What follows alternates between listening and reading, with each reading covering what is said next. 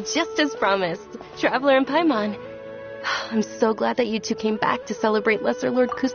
Indeed. The festival's tomorrow. We've been preparing for so long that I can't help but feel a little nervous. There's no need to be nervous.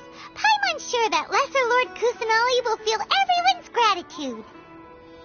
Thanks, Paimon. I hope that everyone who comes to the festival will also have a good time. Speaking of which, did you manage to make your way to Port Ormos? Discover anything over there? Of course we went. A lot of things happened there.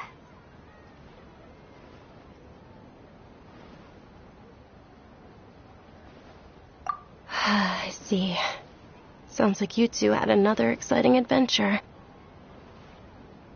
If there is another chance, I would love to join. My lady, if you went to Port Ormos in your current state, we'd both be in for a lifetime of trouble. Dia! You were eavesdropping! It's called covert protection. Keeping an ear out for what's going on around my employer is part of the job. It's all right, Dia. I merely said I would like to go. I know better than to think my body could handle it. The festival's tomorrow. I've been doing nothing but causing trouble for you. So, Dia, please take some time to relax. I'll be fine. Even when you put it that way, it still doesn't feel right. Don't worry, my guardian knight. Okay, fine, but only tonight. Tomorrow's a big day, and many no-good scumbags are gonna try to take advantage of that.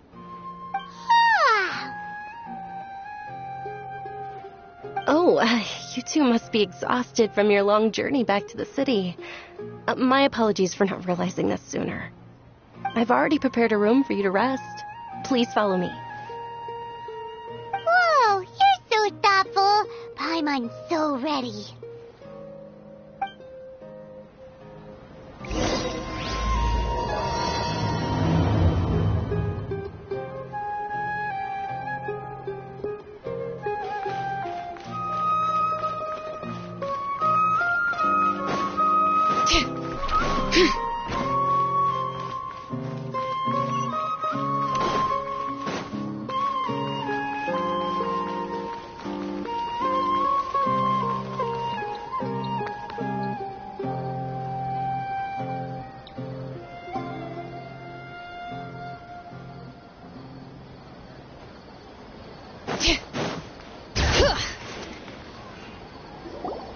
Here we are. It's also fairly close to where I've been staying. It looks really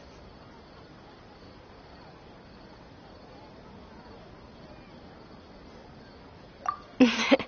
Not at all. Just tell me more about your adventures when you next get the chance. That's Paimon's specialty.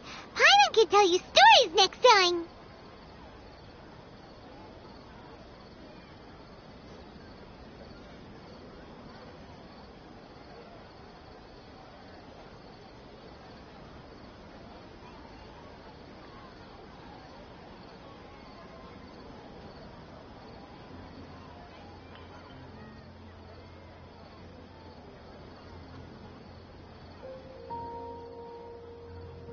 Oh, if you don't mind, how about we all walk around together tomorrow? All of my friends will be working the festival, and Dia is still insisting on her covert protection. Yeah, it'll be pretty hard to relax and enjoy the festival if Dia's Then let's meet at the nearby bazaar first thing tomorrow morning.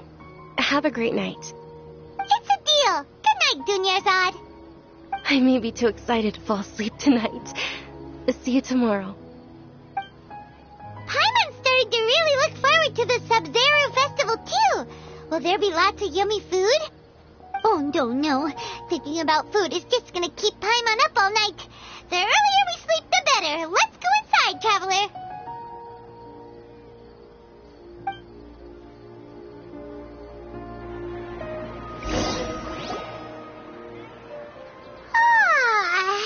Did we oversleep? We should go meet Dunyarzad right away.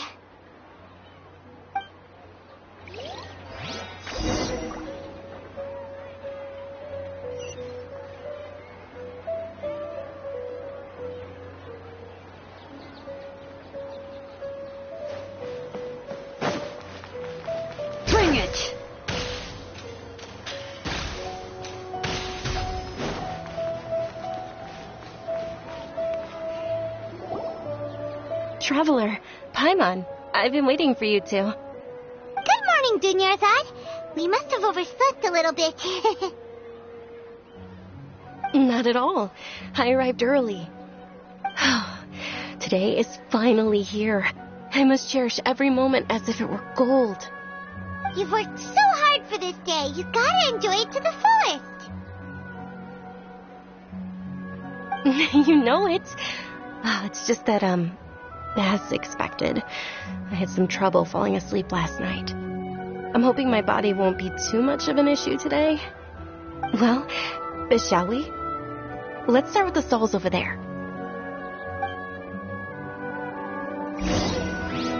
Many vendors came out of the blue to support the event, and they insisted on covering costs themselves. Let's go give them some business. They paid for everything out of pocket? Oh, sounds like they're not in this just for the Mora. They all said that contributing to a lively festival atmosphere is more important than money. Especially since we don't often get to celebrate Lesser Lord Kusanali's birthday. Ooh, they're selling food over that way! Let's go take a look!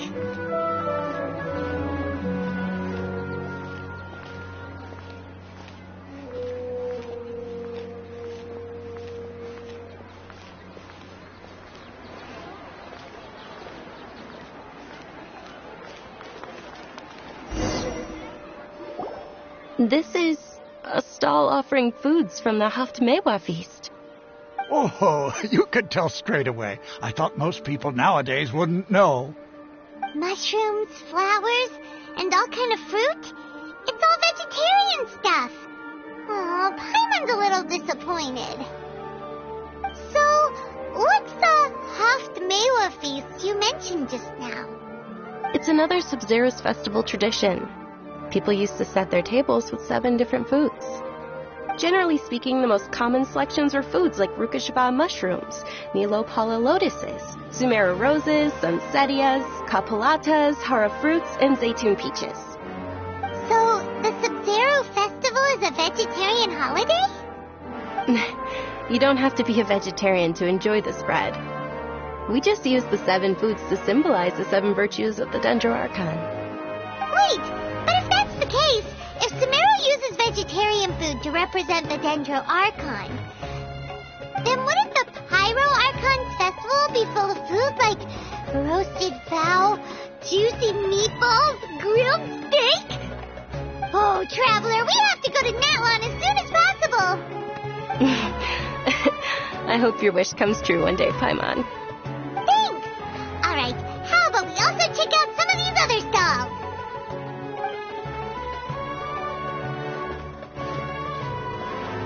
Dear customers, would you like to try your hand at alchemical divination? What's alchemical divination? Those two things sound like they'd be fun to try together. Right? I thought the same when I first heard about it. It is said to be a mysterious craft invented by none other than Lesser Lord Kusanali herself. So, how does it work? It's quite simple. After you give me any 2 alchemical reagents, I'll use them to perform a random transmutation. Sure sounds random. So random that it will probably fail. That is precisely what we need. After the transmutation fails, your one and only diviner here will interpret the remnants. Well, according to Lesser Lord Kusanali, everything is interconnected, and all that occurs can be traced back to fate. You could say this is a pearl of old wisdom. Why does everything sound so much more credible when Dunyarzad says it? Are you guys working together? So that's the true wisdom behind it. This young lady sure knows her stuff. So, how about it? Want to give it a try?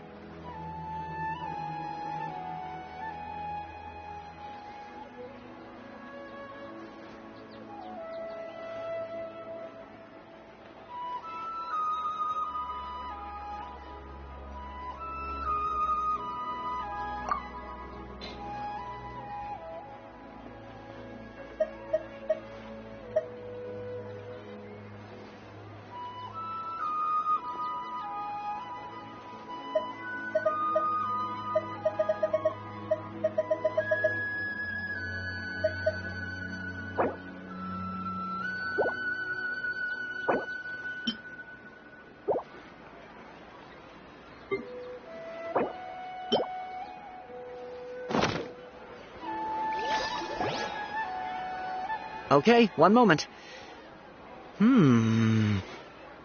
It's the moon. Paimon wants to take a look too.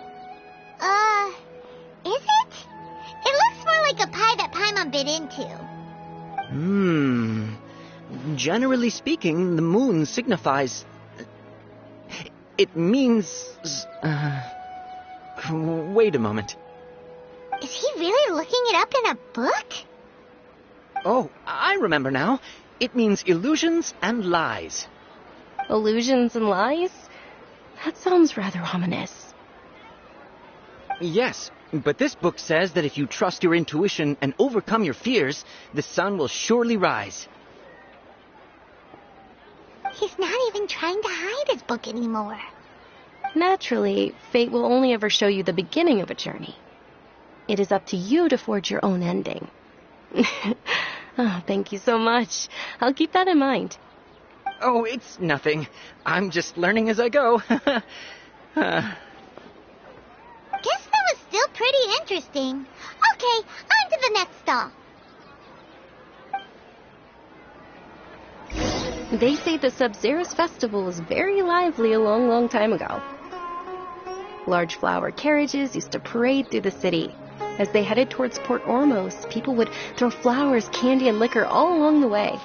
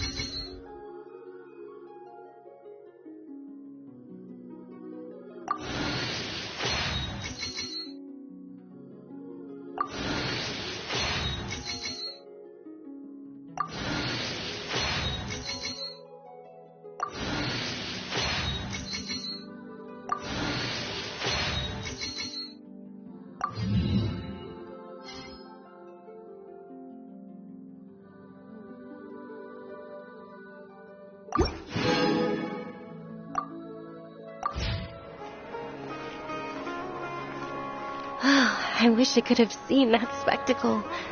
But if you ask me, I'm sure Nilou's Dance of Sub-Zeros will be just as impressive.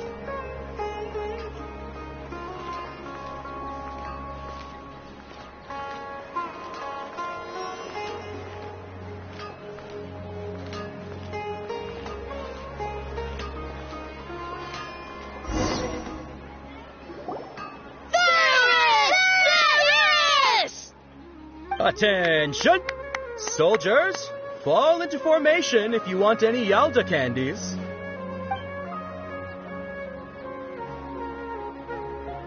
It's a weird guy with a weird hat.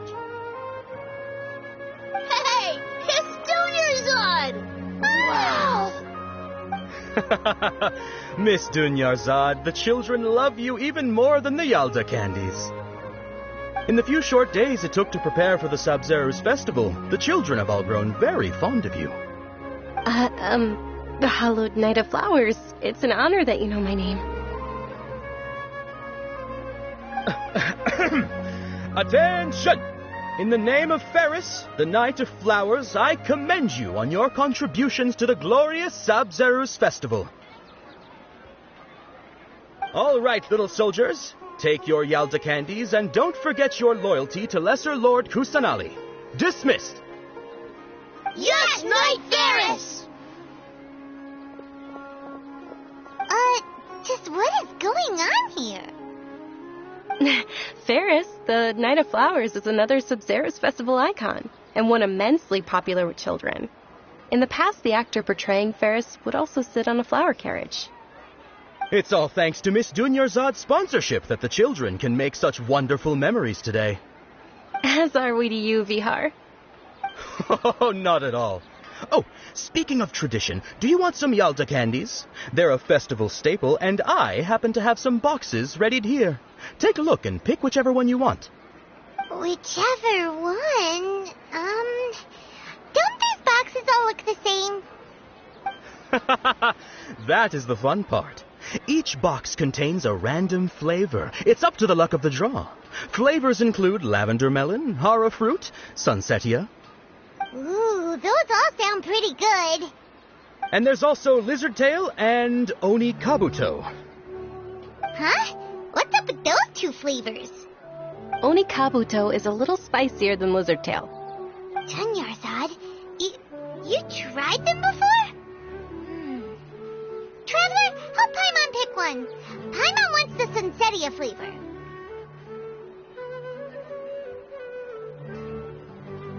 It's all right. Paimon believes in you. I also believe in your intuition. Great. These boxes of candy are numbered 1 to 5 from left to right. Which one do you want?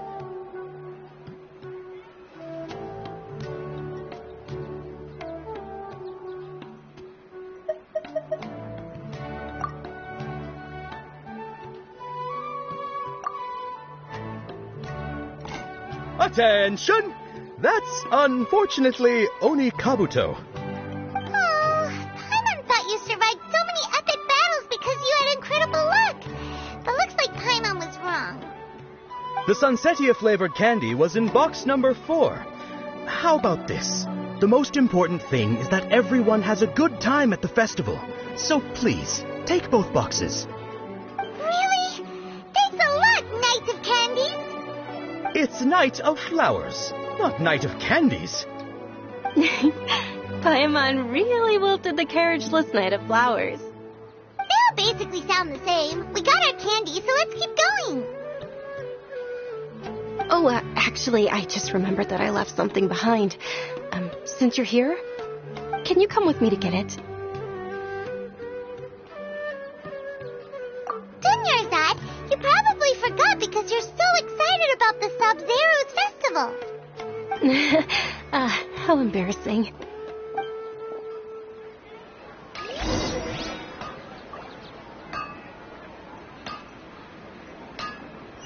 Things can't go on like this.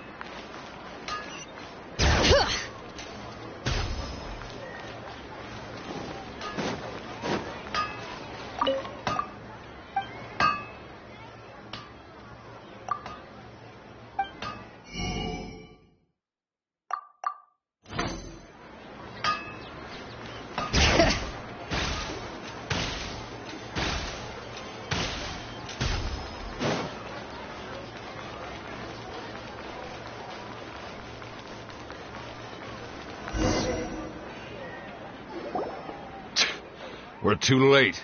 Who knew the little lady was such an early riser?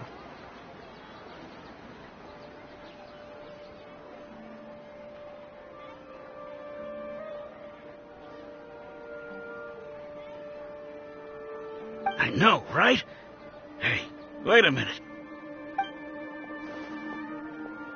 Oh, that most certainly is. We're in luck. She's walking right into our clutches. Those Eremites don't look like they're up to... Who are you? I don't believe the Homayan. That's right. We haven't received any of their mora, but I wonder how... They're a gang of kidnappers! Traveler, hurry and protect Dunyarzad! Hey, did you scumbags even consider that the Homayanis might have hired a merc that outclasses you? You're... Dia! Dia the Flame Maid! No wonder we mercs haven't heard anything about you for so long. You sold your unruly mane to the highest bidder. Don't speak so disrespectfully. My family started working with her as gratitude for her past kindness to us. Don't worry about it, my lady. Just some friendly banter between mercs. One punch and those rabid dogs will expose themselves for what they really are.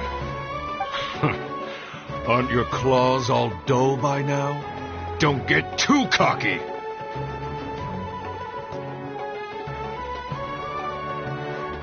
Traveler, take Miss Dunyarzad to a safe location. No, we're gonna stay and help. There's too many of them.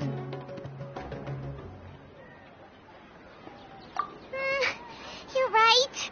All right, fine. Please be careful, Dia. Don't waste your time worrying about me. This is my job. Look out for yourself. After I've wiped the floor with them, I'll go find you all.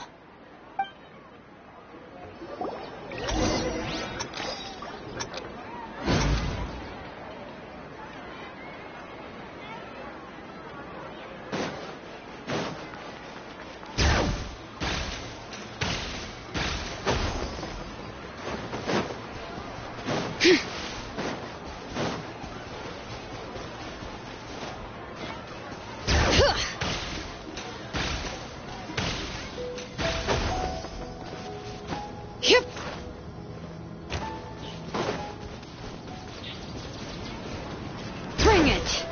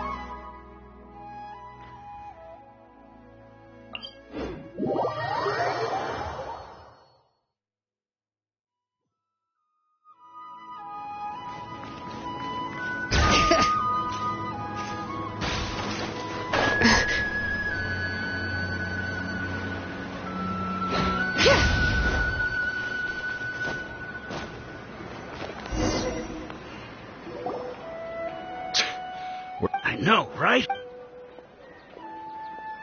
Oh, that most certainly is. We're in luck. She's walking right into our clutches. Those Eremite... Who are you? I don't believe the Homite... That's right. They're a gang of kidnappers! Traveler, Hey, did you scumbags even consider that the Homiyanis might have hired a merc that outclasses you? You're...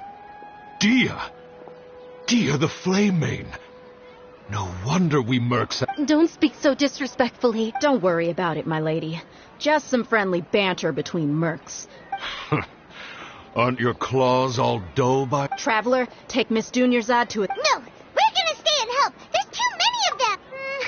Please be careful. Don't waste your time worrying about me. This is my job. Look out for your...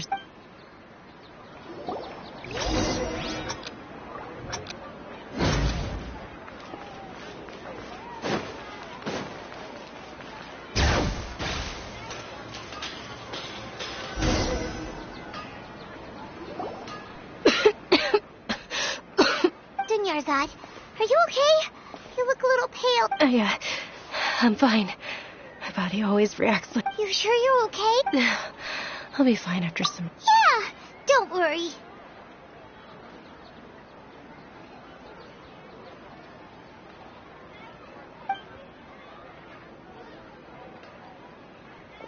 My lady, Traveler, found ya. Dia! You took care of them so fast! Any more of them? Or rather, did anyone follow you?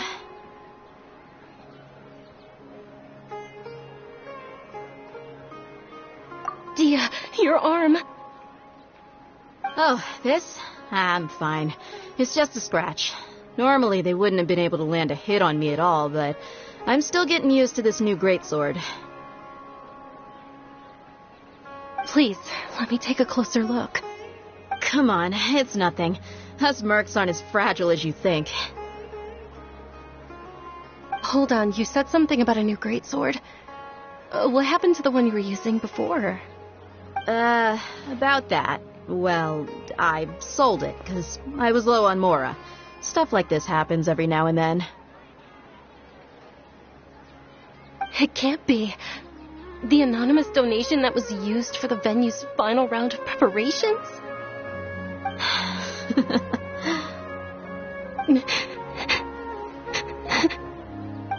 Hey, Miss Dunyarzad, I wasn't trying to make you cry. I'm not gonna lose my commission because I made my employer cry, am I? Okay, making your employer cry won't affect your commission, but selling her weapon without permission and getting hurt. I'll have to reevaluate your performance. You're so unreasonable, my lady. Thank you very much, Dia.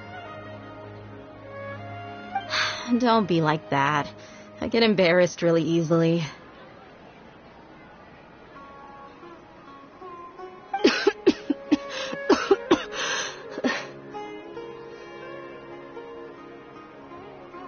Are you feeling unwell again, Dunyarzad? My lady, your condition. Traveler, can you take her somewhere to rest? I'll look around the area to make sure we're safe from an ambush.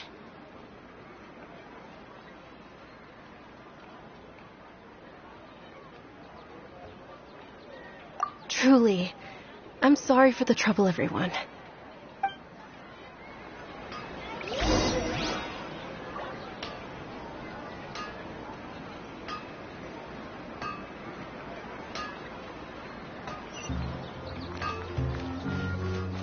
Bring it!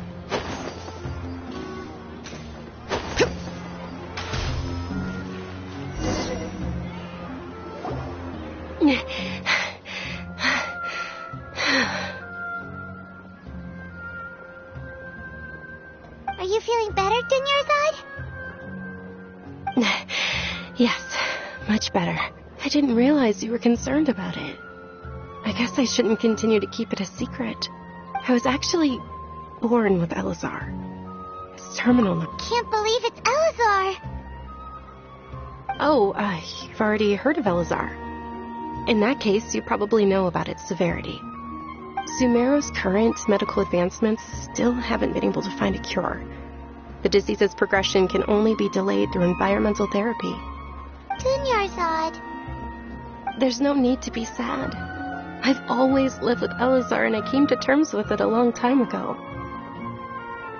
Compared to the simple fact that I'm afflicted with this, its effects on my life have been much more painful.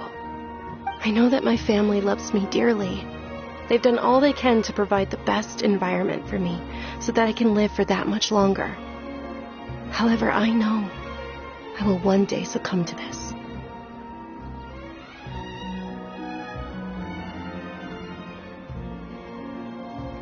Did you know? Since I was a child, all I could do was sit on my bed and stare at everything outside of my window. I'm sure my family's worried and disappointed in me for running away, but I just didn't want to have any regrets. I wanted to meet other people.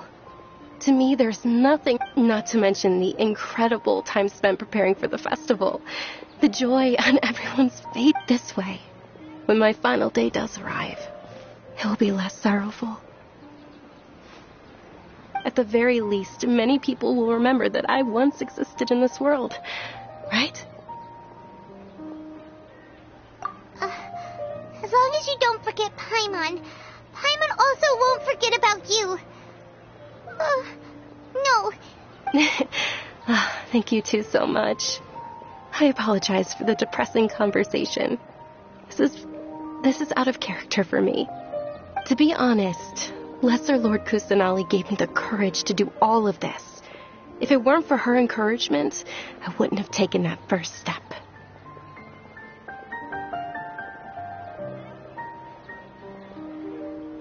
Thanks. There will always be frustrations in life, but I know that the point of living is not to leave behind any regrets. Oh, right. Isn't it almost time? Huh? Almost time for what? Isn't the Dance of Sub-Zeros about to begin? It's the part of the festival that I've been looking forward to the most. Nilu will recreate that legendary scene with her most splendid dancing. And the Sub-Zeros festival will conclude amid everyone's applause and blessings. And with that, my wish will also... Then what are we waiting for? Let's go to the stage! Yeah, we should still make it in time.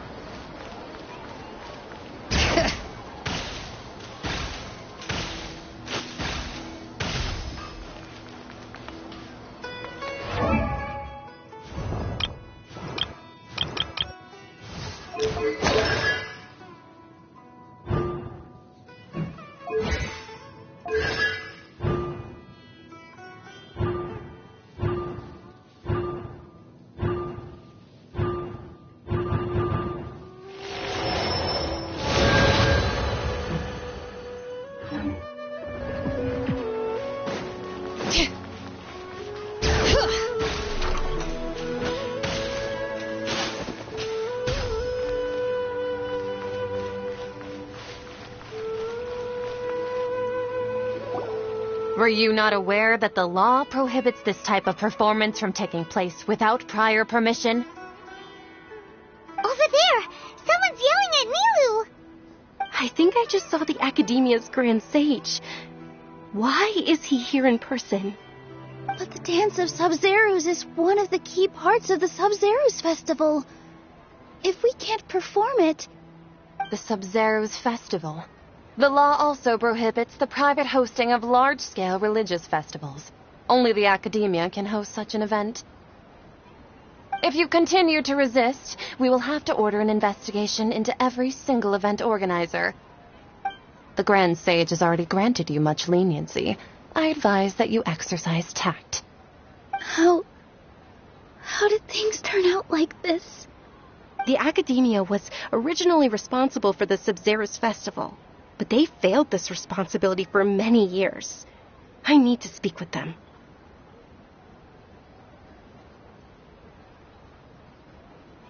This is a hard pill to swallow, but you're right. Things would only get worse. Art, dance. Aren't you ashamed of pursuing such frivolous and meaningless activities in this land of knowledge and reason? Our Archon created the utopia that is Sumeru City for all scholars who sought validity, verity, and truth, while people like you wish to defile it. No. I believe that our Archon never rejected the arts. Even the goddess of flowers dedicated a dance to her. With your lack of intellectual credentials, I do not believe you are qualified to debate with me. What you should be doing is finding workers to tear down this ridiculous eyesore.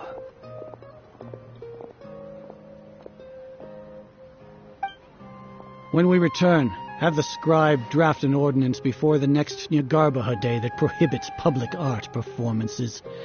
We will announce it to the public later via the Akasha. Understood. I will inform him when I return.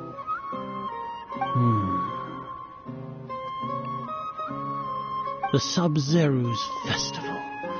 Go celebrate the birth of that god to your heart's content. Nilu, are you okay? Oh, Dunyarzad. You all saw that just now? The Grand Sage ordered us to stop the performance. Yeah. Let's go somewhere the Academia can't find us and perform there. But how do we let everyone know? And what about the atmosphere on the stage? Or we could get people to block them off so they can't interrupt the performance. No. They just threatened to investigate the organizers. If we were caught... Nilu, it's all right. Don't worry about it. But you've been looking forward to the Dance of Sub-Zerus so much. And I know how important this festival is to you. I don't want you to have any regrets. It's okay. Seeing you care this much about my feelings is more than enough. It would be too risky to continue the Sub-Zerus Festival at this point. I don't want to get everyone in trouble. If you say so. But you can sneak out for the next Sub-Zerus Festival, right? We'll make sure the next one is a smashing success. The next one. Yes. Okay. It's a promise. It will be a smashing success. I can't believe this is how things turned out. Those heartless geezers.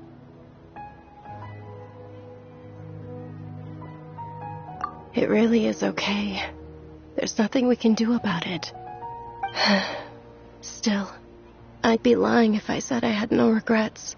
I would have loved to see Nilu's dance.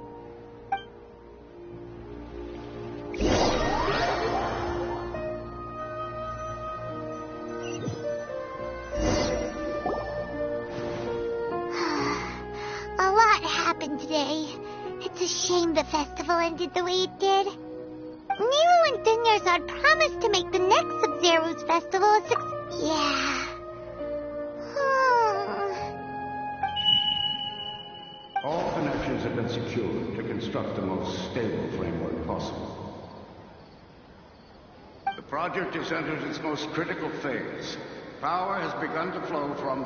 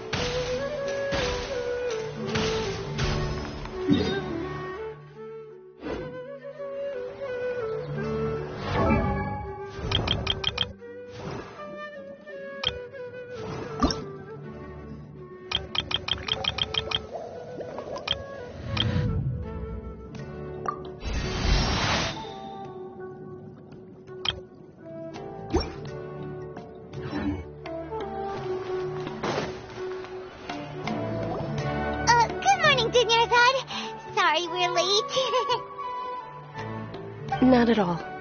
I arrived early. You seem kinda tired. Did you not get enough sleep? I'm doing well. There's no need to worry. Shall we go? Let's start with the stalls over there. Sure! Traveler? Why are you just standing there? Let's get going!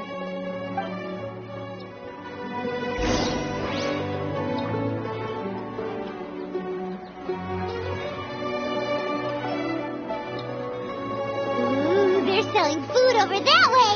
Let's go take a look!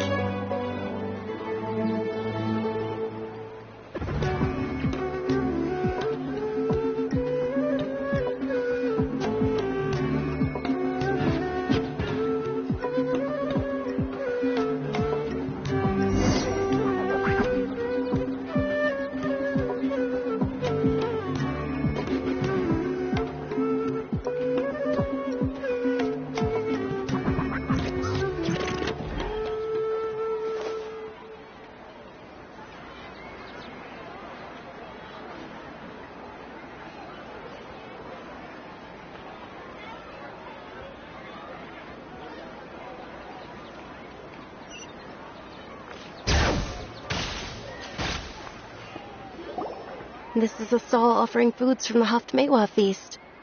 You are quite well informed, miss. I thought most people nowadays wouldn't know. They're all plants! Oh, Paimon's a little disappointed. Actually, what is the Haftmewa feast you mentioned just now? It's one of the Sub-Zerus festival's traditions.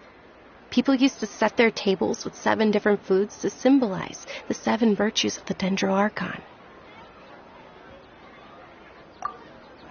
Appear to be in the form of the moon.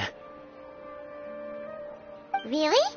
Paimon thought it looked like some kind of food. The moon signifies... It's escaping me for now. Wait a moment. Is he really looking it up in a book? Oh, right. It means illusions and lies. But if you trust your intuition and overcome your fears, the sun will surely rise. Understood. I'll keep that in mind. Oh, it's nothing.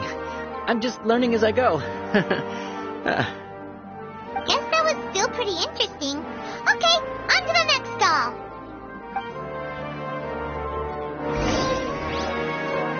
So, where to next?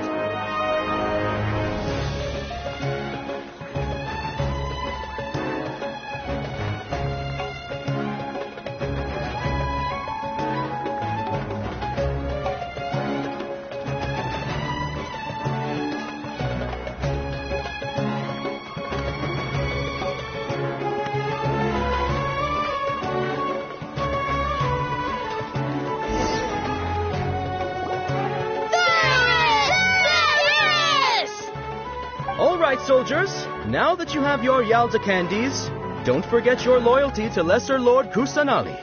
Dismissed! Yes, Knight Ferris! What's going on? Is this a play? Ferris, the Knight of Flowers, is another Sabzeruz festival icon and one immensely popular with children. It's all thanks to Miss Dunyarzad's sponsorship that the children can meet the Knight of Flowers. Oh, do you want some Yalta candies? I happen to have some boxes readied here. Take a look and pick whichever one you want. What's to pick? Don't these boxes all look the same? It's not that simple. Each box contains a random flavor. It's up to the luck of the draw. Flavors include lavender melon, hara fruit, sunsetia. Ooh, how interesting. And there's also lizard tail and oni kabuto. Ugh, why do those flavors even exist? Traveler, help Paimon pick one. Paimon wants to eat the sunsetia flavor. Great! These boxes of candy are numbered 1 to 5 from left to right. Which one do you want?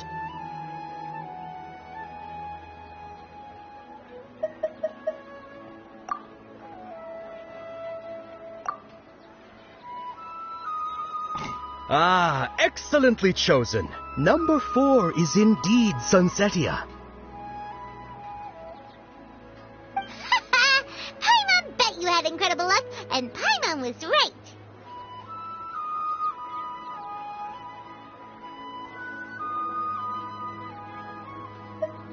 Huh? Are you saying that you instinctively chose the right box? But now that you mention it, Paimon also had the feeling you'd choose the right one. Is that kind of like what you felt?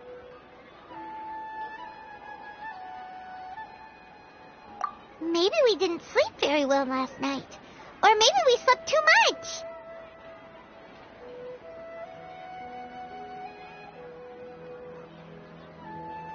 Oh, sure. Huh? Where are you going? You're just gonna walk off like that?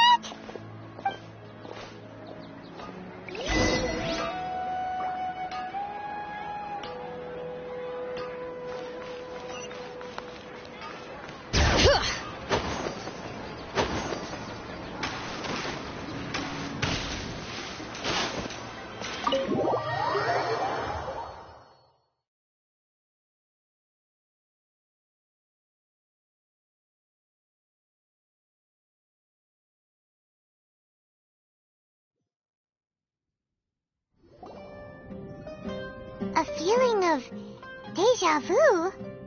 Oh, Paimon knows what that is. It's when you feel like you've already experienced whatever is going on. In that case, Paimon also felt something like that today. But that's just our brains playing tricks on us, isn't it? So why'd you run here in such a hurry? So that's it. You're intentionally doing things you usually wouldn't and seeing if you still get that same feeling of deja vu.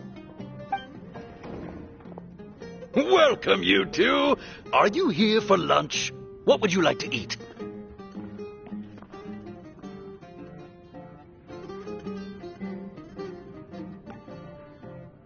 Got it. You don't look like you're from these parts, but I gotta say, you've got good taste. I'll give this order to the kitchen. Charcoal-baked Angelina cake? Isn't it that burned thing that didn't look tasty at all? Oh, Paimon understands what you're trying to do now. You'd never normally order something like this.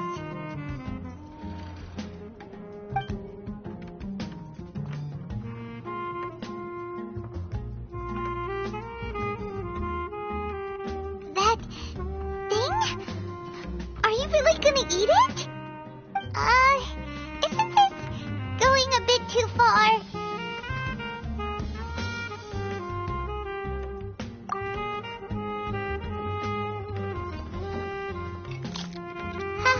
How was it? The look on your face is telling Paimon that it tasted awful.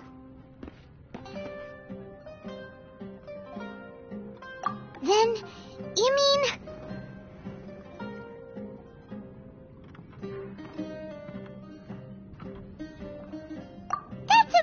impossible! We were just talking about how gross it looked! So, would this be a case of taste bud deja vu?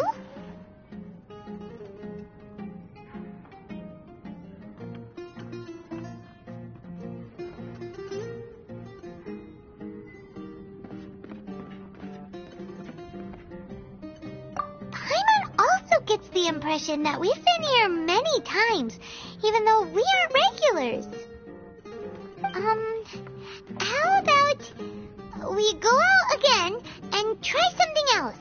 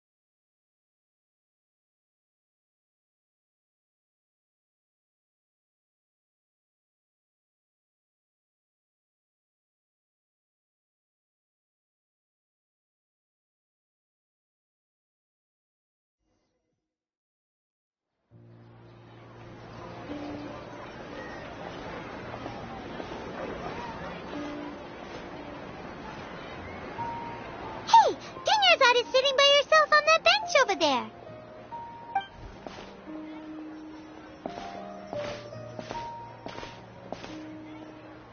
What a coincidence, Dunyarzad. We meet again. Why are you sitting here all by yourself? Oh, I ran into some kidnappers just now, but thankfully Dia came to my rescue. I started to feel unwell after that, so I sat down here. Kidnappers?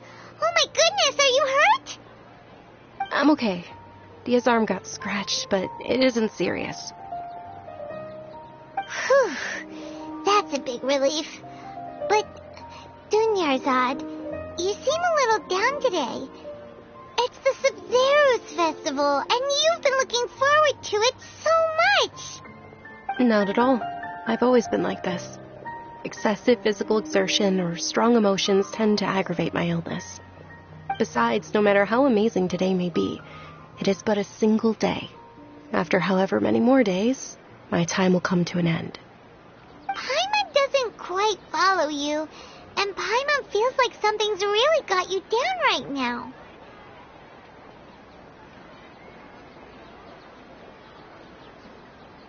It really is fine. I don't mind. Huh? Did something happen?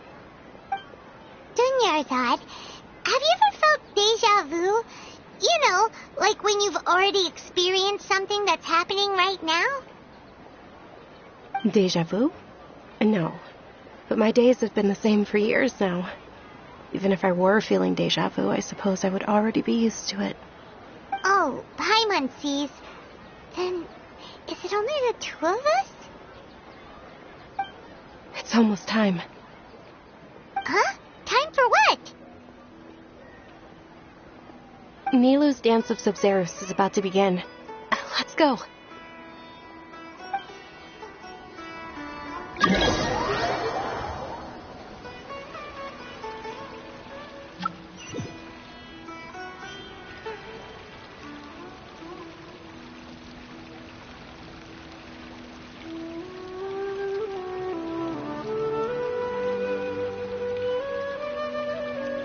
With your lack of intellectual credentials, I do not believe you are qualified to debate with me.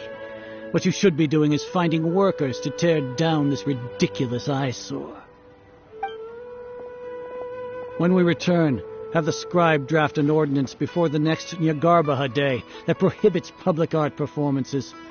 We will publicly announce it later through the Akasha. Understood. I will inform him when I return. The Sub-Zero's festival. Go celebrate the birth of that god to your heart's content.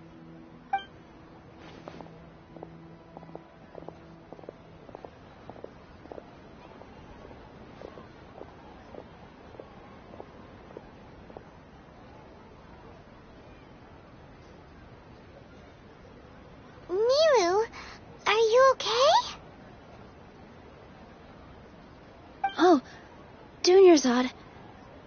The Grand Sage ordered us to stop the performance. It's okay. There's nothing we can do about it. But you've been really looking forward to this. I don't want you to have any regrets.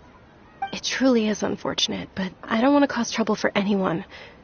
Didn't the Grand Sage say that he might investigate the organizers? True, but... Well, okay. I'll just have to try again next year. The next festival. I probably... Wait, what did you just say? No, nothing. I'll be heading back to rest. Paimon can't believe what those heartless geezers did!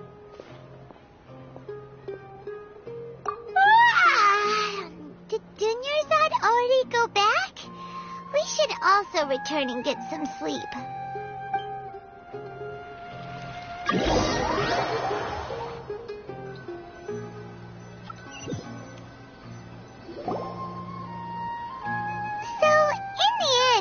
You still couldn't figure out what that deja vu feeling was all about? Maybe it really was because of exhaustion. Same here. That's why Paimon stopped in. Then, how about we settle in and get a good night's sleep? For now, we can chalk things up to exhaustion. We could do more thinking tomorrow. Observing a modest drop in the output of new... Continue to monitor for variances in the data and find the cause as soon as possible.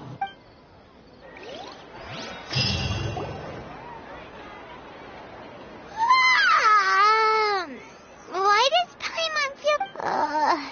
Anyway, we should...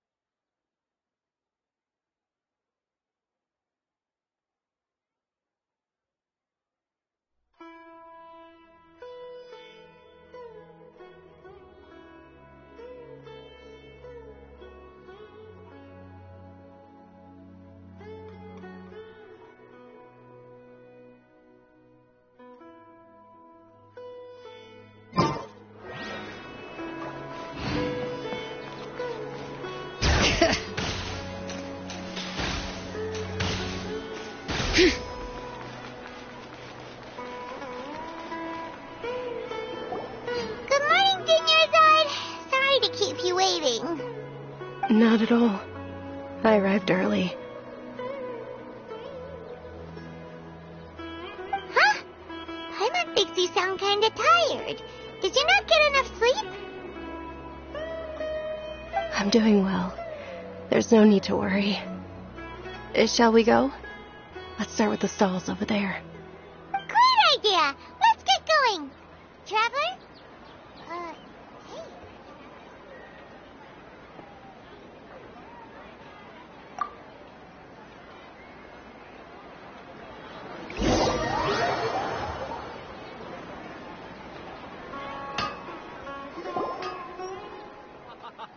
It's all thanks to Miss Dunyarzad's sponsorship that the children can enjoy the Sabzeruz festival.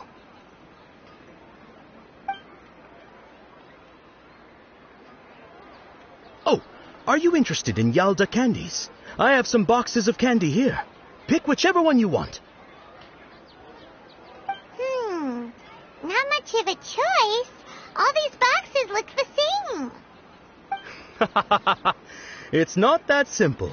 Each box contains a random flavor. It's up to the luck of the draw. Flavors include lavender melon, hara fruit, sunsetia. They all sound pretty tasty. And there's also lizard tail and oni kabuto. Huh? What were those last two? She'll help me choose.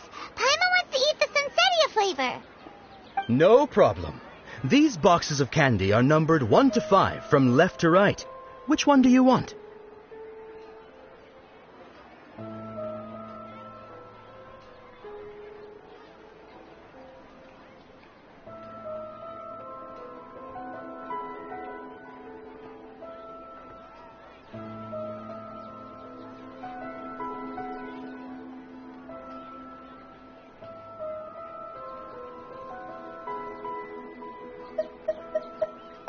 Oh, I like your confidence. No hesitation at all. Oh.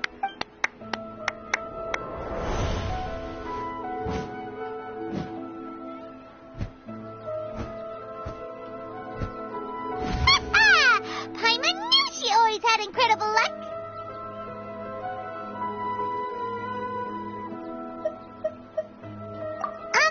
Paimon's not really interested in the other flavors.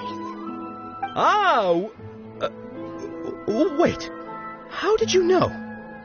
Don't tell me that you already knew which flavor was in each box.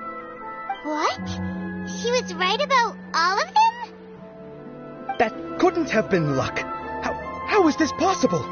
I packed all those boxes this morning, and they've been sealed ever since. You couldn't have known beforehand. Mind reading? X-ray vision? Or some kind of magic trick? This is way too freaky. Tell us what's going on. Since when did you get superpowers? Traveler?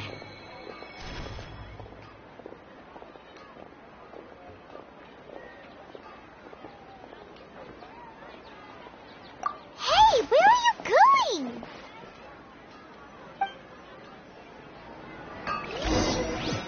What's going on? Did you see something? Us leaving Dunyarzad without letting her know is kinda rude, you know.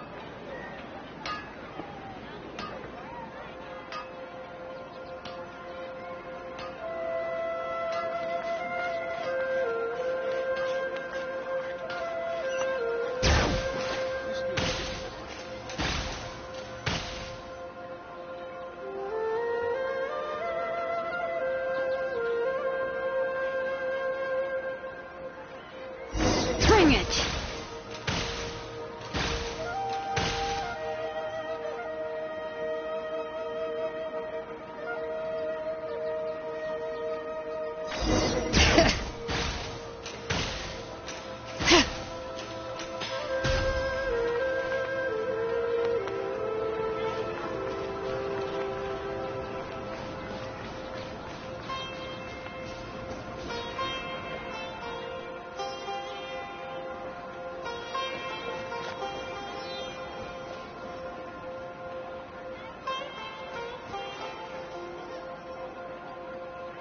What are you looking for? Why did we come here?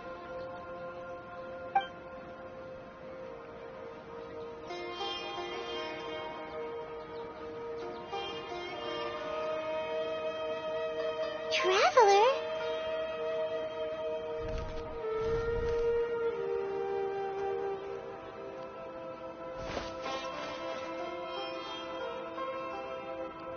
That's...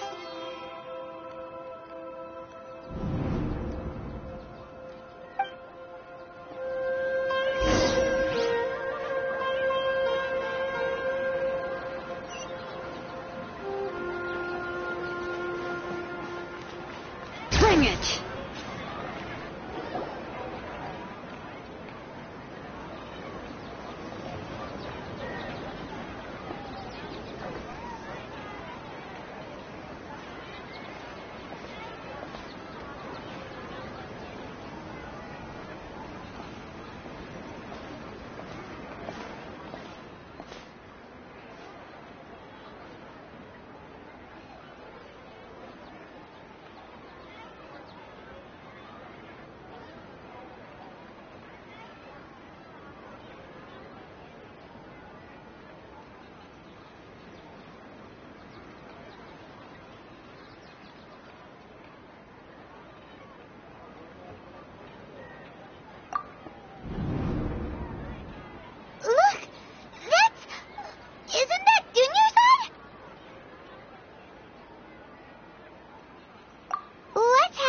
Here. Why are there 2 Dunyarzad's? You already know that this isn't your first Sub-Zero's festival, don't you?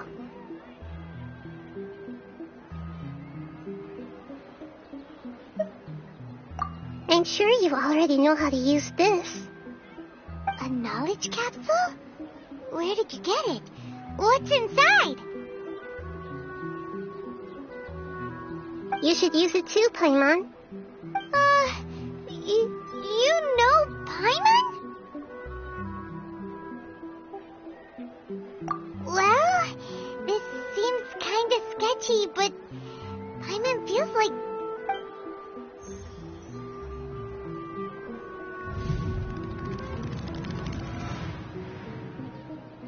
What the...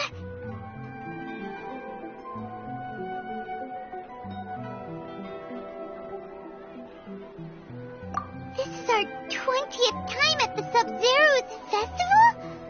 Huh? No. Have we been trapped in a single day? If it weren't for you, we wouldn't have even realized. What the heck was inside that knowledge capsule? Your memories are still scrambled? Try your best to remember. This isn't the first time we've met, and I answered that question a long time ago. Let Paimon think. Oh, it's coming back. Meeting you was the... what about everyone else? Why are you only... Your sense of deja vu is stronger than everyone else's, yes? As for an explanation, you two received the blessing of Dendro, and you also have special, sensitive constitutions. It was as if a single sheet of paper was separating those memories from your consciousness. A familiar question. I think this is the 7th time you asked that. As you can see, she isn't doing well. You probably sensed it too. The Dunyarzad you were just with is different from the first Dunyarzad you met. That first Dunyarzad is in front of you right now, and she doesn't have a lot of time left.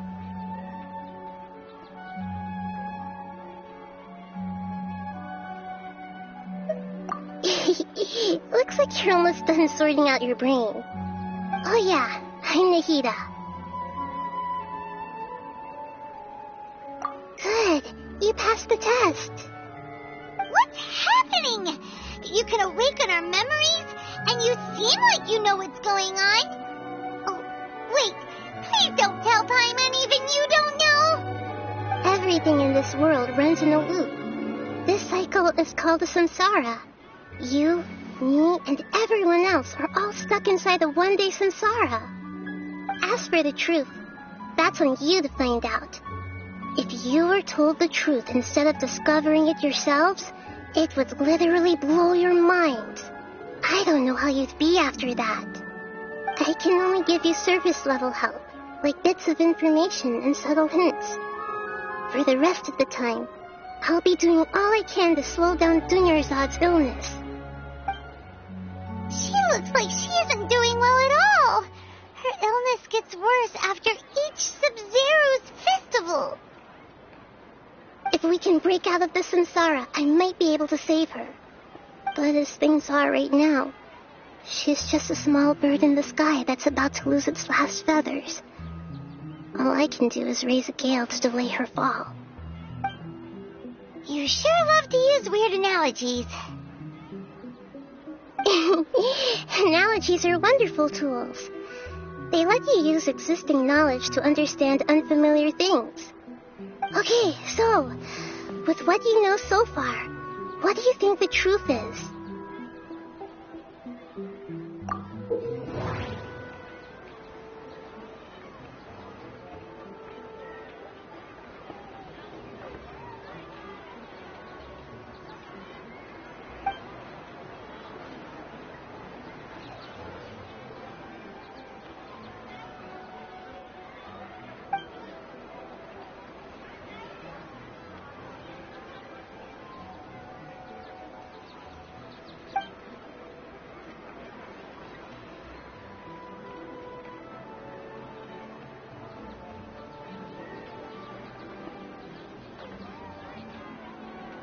We've already experienced the Sub-Zero's festival many times, and the day of the festival seems to be in a perpetual samsara.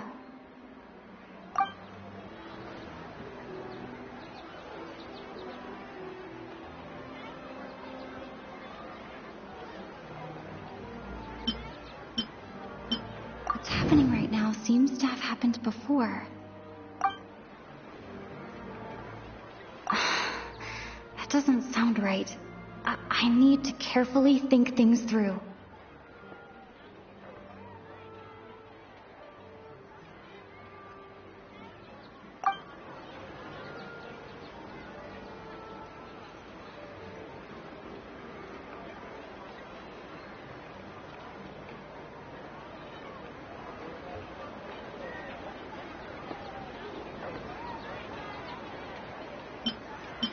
Grand Sage said, "Go celebrate the birth of that god to your heart's content."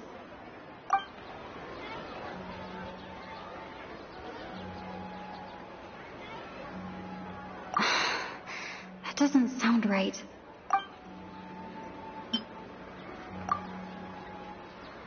I can't seem to cohesively piece everything together.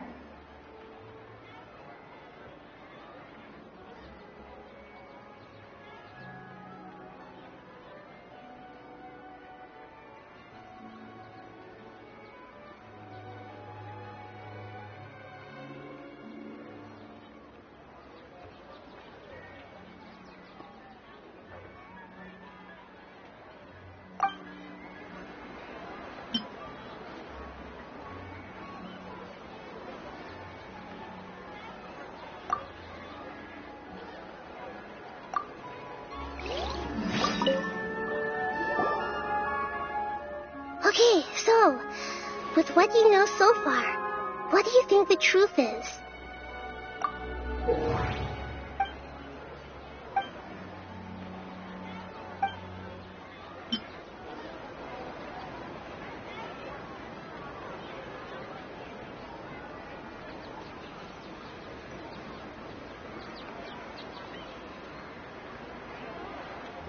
Grand Sage said, "Go celebrate the birth of that god to your heart's content."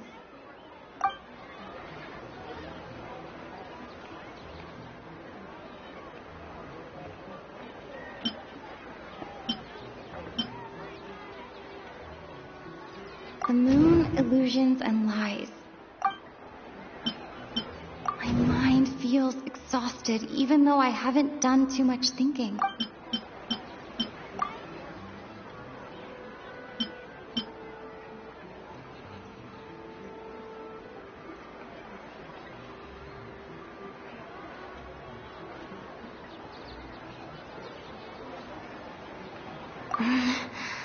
I can't seem to cohesively piece everything together.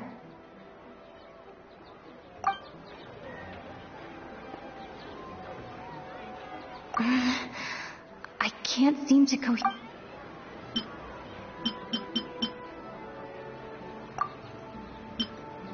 Grand Sage said, go celebrate the birth of that god to your heart's content.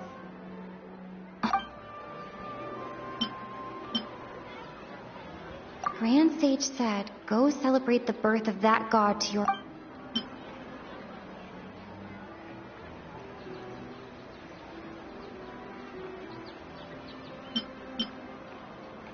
The moon, illusions, and lies. What do they all mean?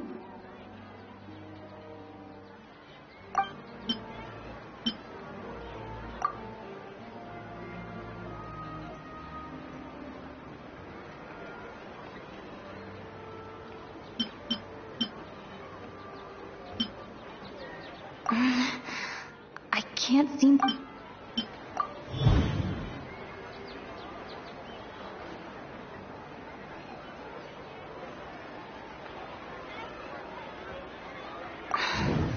That should be it. The flow of time is endlessly cycling within one single day.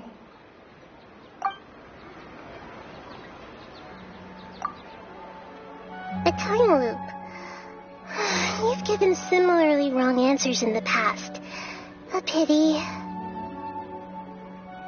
Still the wrong answer? Paimon thought that made a lot of sense. It feels like time's just repeating itself. A simple time loop can't explain some of the phenomena. You two are still missing a lot of information.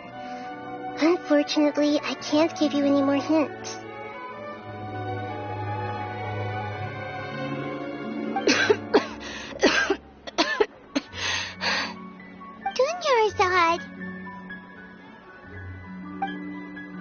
The Sub-Zero's festival is happening every day, but that doesn't mean we can waste an infinite amount of them. Hurry and find the truth before today's festival ends.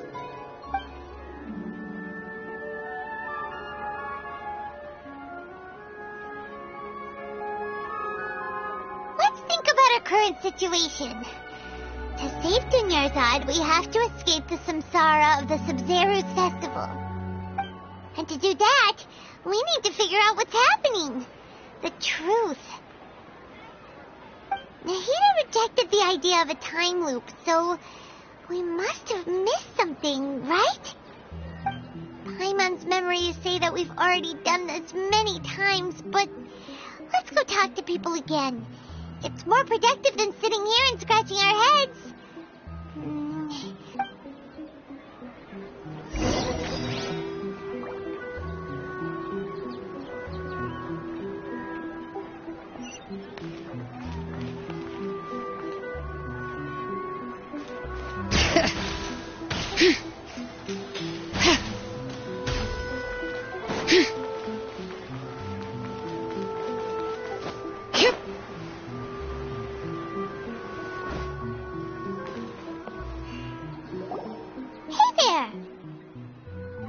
Hey, it's you guys again. Where's your cultured friend? She's feeling a little unwell. I see. Did you come back to buy something? I guarantee the freshness of my products. I harvested them from the forest just yesterday. Huh? What brought this about? I hurried back... To put it another way, if you really think about it, was yesterday truly yesterday? Did you actually come back from the forest yesterday? What kind of philosophical nonsense is this? Are you two daydreaming? Didn't you know that no one dreams in Sumeru? Go somewhere else if you want to find someone to daydream with.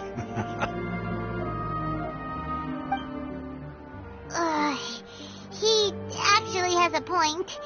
Is this a dream? Is everyone dreaming?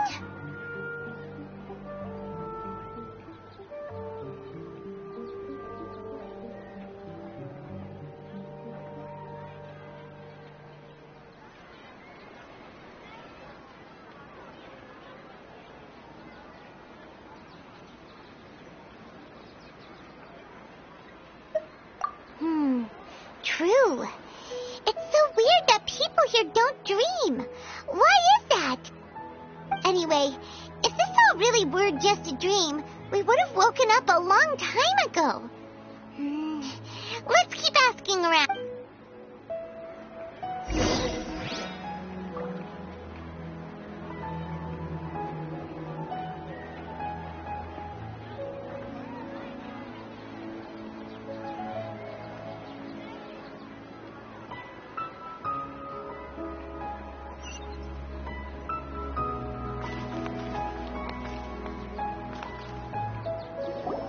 Oh, it's you two. Was my divination so accurate that you felt compelled to compliment me? Ooh, I knew it! I told you, the god's divination is highly accurate. You just hadn't fully understood its significance yet. You're really excited about this, huh? That's exactly why we came back. Help us better... Help you better understand it? Well, that isn't exactly what I excel at. So, you're admitting that you don't have a clue? Anyway, what kind of situation did you get into?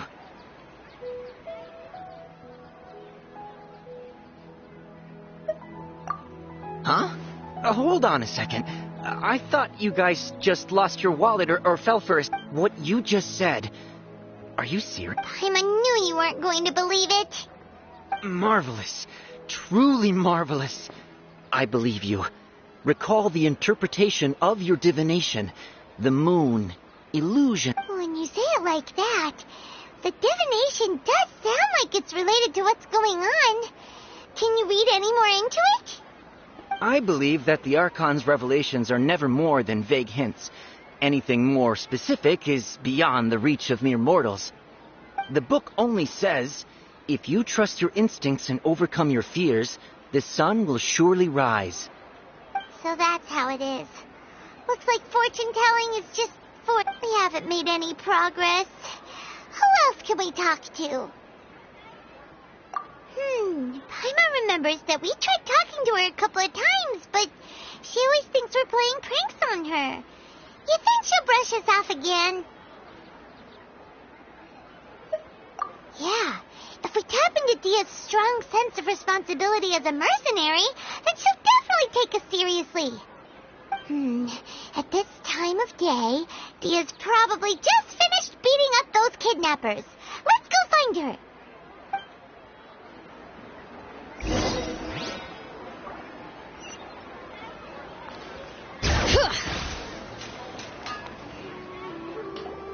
I'm fine, my lady. It's just a scratch. Perfect timing. Both of you are here. Paimon, traveler, you came at just the right time. Listen, there was a dangerous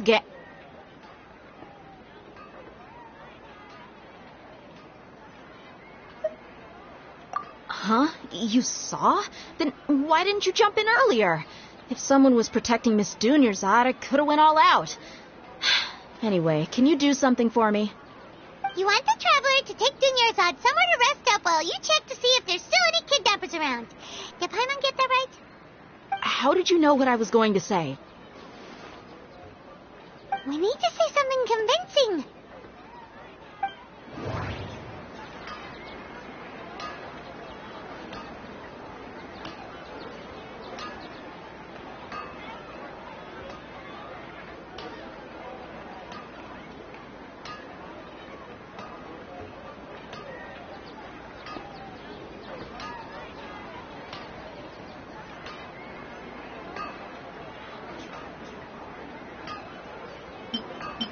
The moon, illusions, and lies. What do they all mean? Dia sold her greatsword to raise additional funds. And then she was in...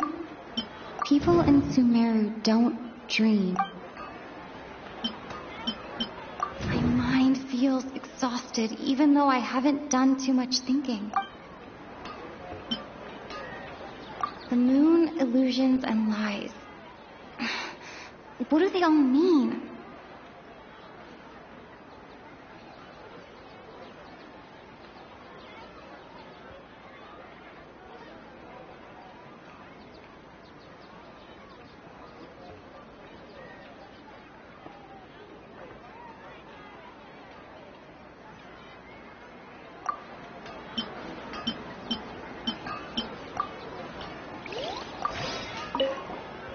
I'm fine, my lady. Perfect timing. Both of... Paimon, traveler, you came at just the right time. Listen, there was a dangerous Huh? You saw? Then why didn't you jump in earlier? If someone was protecting Miss Dunyarzad, I could have went all out. Anyway, can you do something for me? You want the traveler to take Dunyarzad somewhere to rest up while you check to see if there's still any kidnappers around. Did Paimon get that right? How did you know what I was going to say? We need to say something convincing.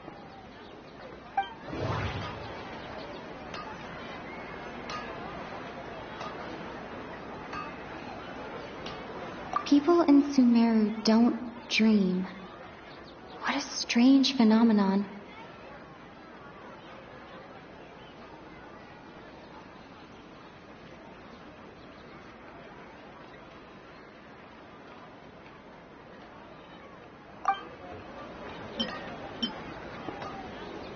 The moon, illusions, and lies. That doesn't sound right.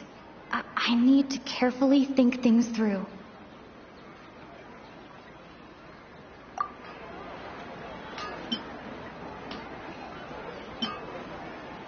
People in Sumeru don't dream. What a strange phenomenon.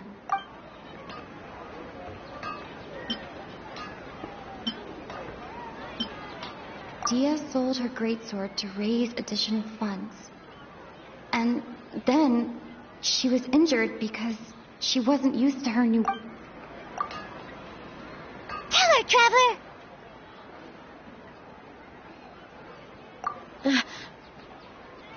I didn't tell anyone about that. Including Miss Dunyarzad. You couldn't have known. And just now, you literally took the words right out of my mouth. What's going on? All right, so this is the situation.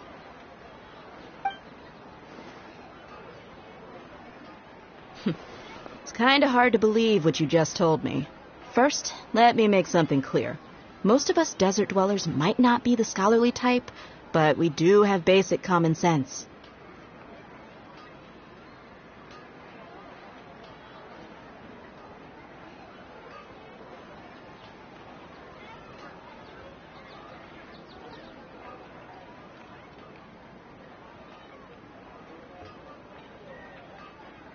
She's quieter than usual, uninterested in anything, and really gloomy. Yeah, she isn't the same as before, but her parents said that this is how she was like at first. Huh? At first? I don't quite understand what you're all talking about. I'll go rest on the bench over there. My lady, are you angry?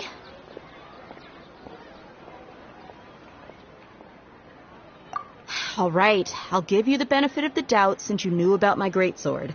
Let's make this a quick trip. Miss Dunyarzad isn't completely safe here.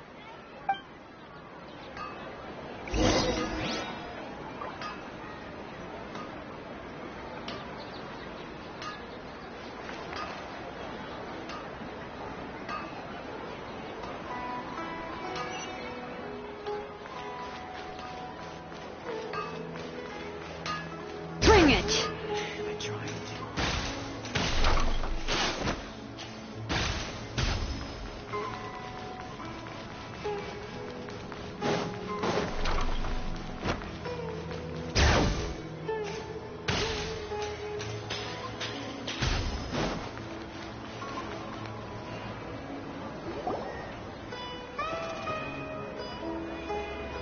Nahida, we brought a friend. Are you busy? I thought I told you that it won't help to bring anyone here. We just wanted her to see the real Dunyarzad's condition. The real Dunyarzad? Where and who are you talking to? Huh? I told you that you two are special. Other people can't see me or Miss Dunyarzad here.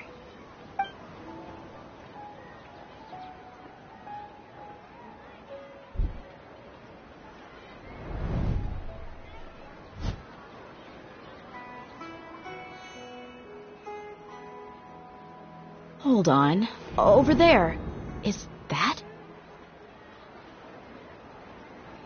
Wow. How perceptive. Does she have invisible antennae? Miss Dunyarzad, she's lying down here, isn't she?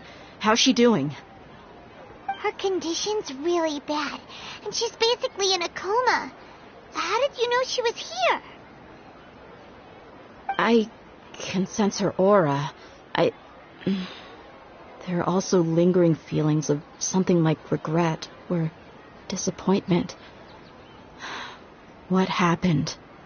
Do you believe us now? The Sub-Zero's festival has been repeating itself. So, you think the sages are behind this? Yeah, they've always been against us. Wouldn't surprise me if they're using the Akasha to intentionally repeat the Sub-Zero's festival as a sick joke. You have a point. Aside from the Dendro Archon, the Academia sages are the only ones in Sumeru who could pull off something like this. Maybe there's more to the Akasha than we know. Right. Didn't you awaken our memories using something that looked like a knowledge capsule? That means you must know something about the Akasha. The Akasha relies on the power of a gnosis to operate, as it is the manifestation of the God of Wisdom's power. It compiles the wisdom of the entire populace, and it grants knowledge to the people. A gnosis could do that? No wonder the Akasha is so magical. It's being powered by the gnosis of Sumeru's Archon. So, this Nahida you mentioned, what did she say? She said, and Paimon quotes, "The Akasha relies on the power of a gnosis to operate, as it is the manifestation of the God of Wisdom's power. It compiles the wisdom of the entire populace, and it grants knowledge to the people." Compiles the wisdom of the entire populace and grants knowledge to the people. Wait.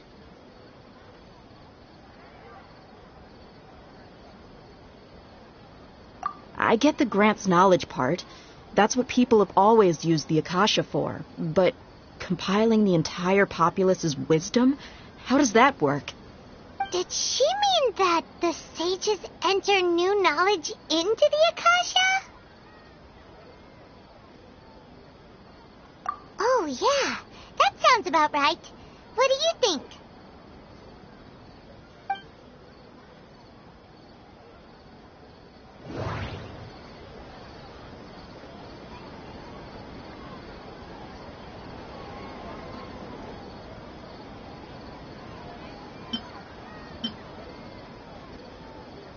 My mind feels exhausted, even though I haven't done... You mean the Akasha is causing our mental fatigue? Huh. Now that I think about it, my head's been feeling unusually heavy. When the desert dwellers set off on their quest for knowledge, a sage once said, knowledge always comes at a price. Compiling the entire country's knowledge. You think the Akasha pulled a 180 and is extracting information from us?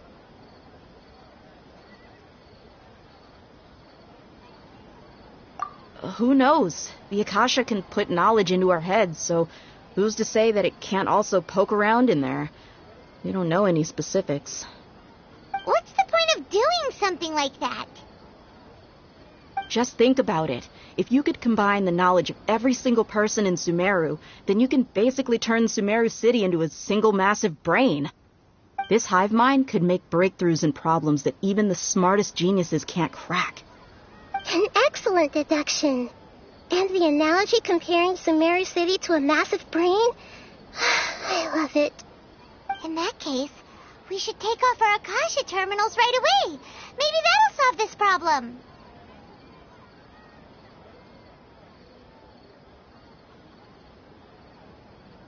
Yeah, I was only wearing this for show in the first place. Didn't expect the sages to cook up such a conspiracy. Mark my words, when this is over, I'm getting evidence and exposing this whole thing to the public. How does everyone feel?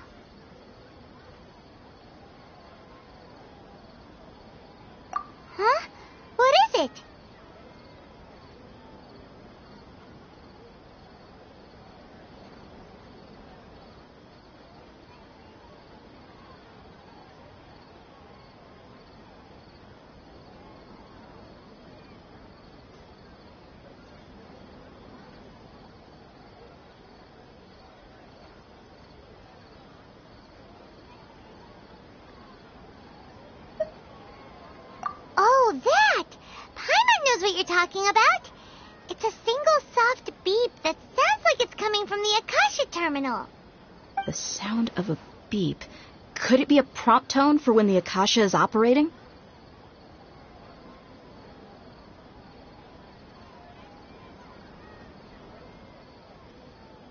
That's probably an important clue. We weren't using our terminals, but we heard a beep anyway.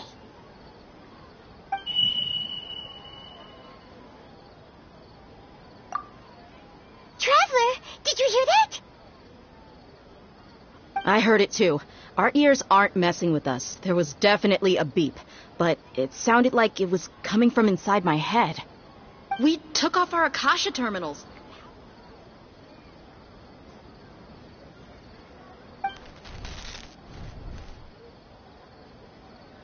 Phase runtime has exceeded its expected length. At this rate, there may be casualties. But we cannot lose all of our progress.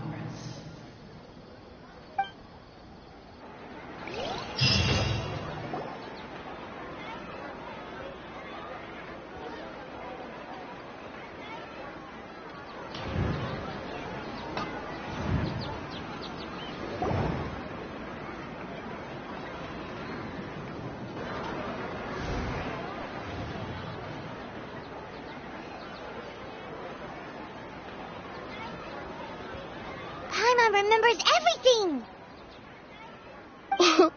Good. You adapted quickly this time. We definitely took off our Akasha terminals last night, but we still heard that beep. Why's that?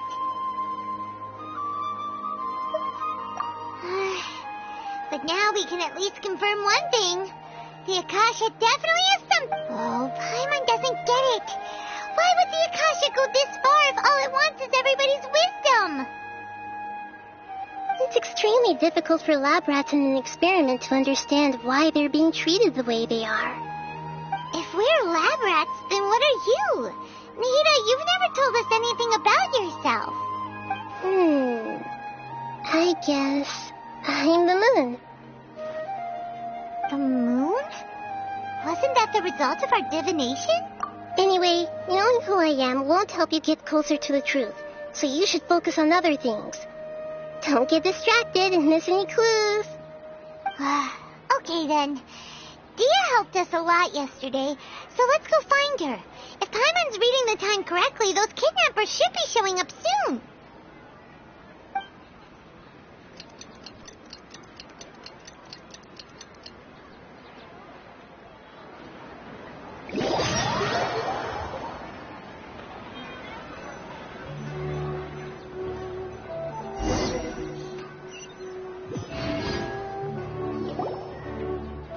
Ah, there you are.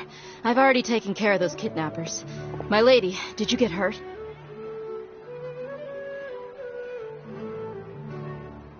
Huh? Dia? What's wrong? Why are you both gawking at me like that? You didn't get hurt this time. Huh? What do you mean this time? Why are you so surprised that I managed to get out unscathed? Those kids were amateurs.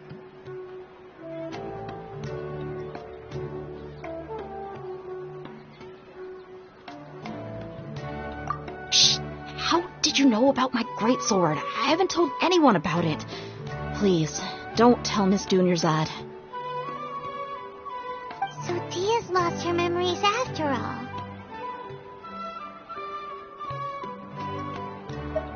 Anything strange? You already know that I got a new greatsword. If I had to say something, it's weird how such a new weapon could feel so familiar. It's as if I've already used it to fight a countless number of battles. You're saying that although you don't remember using it, your body feels like it does? That's right. Both mercenaries and warriors heavily rely on muscle memory. Only knowing the theory of battle won't get you anywhere. Traveler, what do you think?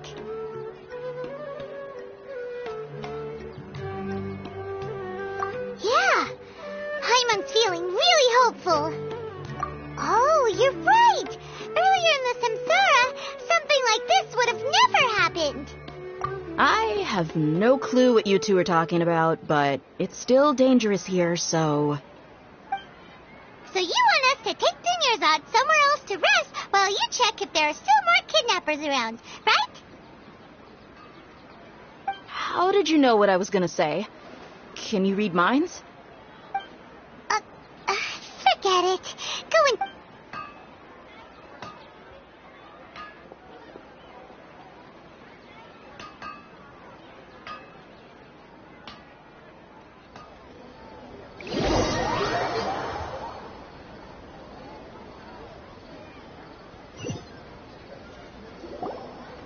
Whew. It's finally nighttime. Aside from Dia not getting injured, everything seems to have stayed the same. Listen, Nahida, we found out that Dia got out just... Do you think the Samsara has been broken? Have we saved Dunyarzad? Really? Good job on all that progress. Get some good sleep tonight. Hey, what kind of an answer is that? Tomorrow will come. Everyone assumes this is common knowledge, but the only way you can know that for sure is if you experience tomorrow. How many todays has it been? Is it possible that today will be followed by yesterday?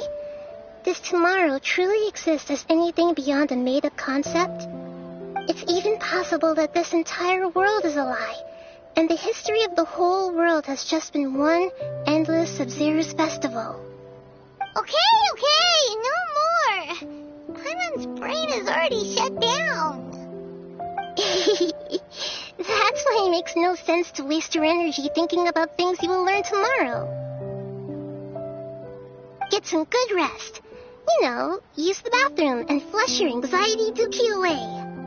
Huh? Hold on, what did you just say? Did Paimon hear you correctly? Huh? People always say they feel a sense of relief after they take a duk-duk. That's why I suggested you could try that. Is that so strange? It's so strange and so against common sense that Paimon's at a loss for words. Yeah, even though it's happy and lively at the Sub-Zero's festival every day, it feels like it's been a... Continue the harvest. Compared to what we stand to achieve, these sacrifices are trivial.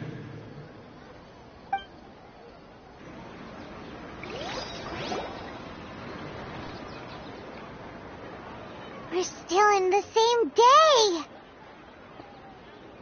Nahida, you already knew last night that we didn't break out of the Samsara? Why did you tell us? Would there have been a point? You would have spent the night with new worries, with tomorrow still. In that case, you might as well rest within that brief moment of hope. An opportunity like that doesn't come by often, and I thought it might help you clear your minds. Paimon thought the Duke did that! Of course. In the time we've been together, you two have been everything to me. Paimon's flattered and everything, but maybe you're... What I mean is, even though I had asked you to solve this puzzle, you two are still the only ones who can see me and sense my presence. In other words, if you weren't here, I may as well not exist. That's why you two have been everything to me. Get it? Nahida's talking about confusing stuff again. Anyway, that's enough chit-chat. So, Traveler, did the new clues yesterday... Huh? Why are you scrapping your previous theory?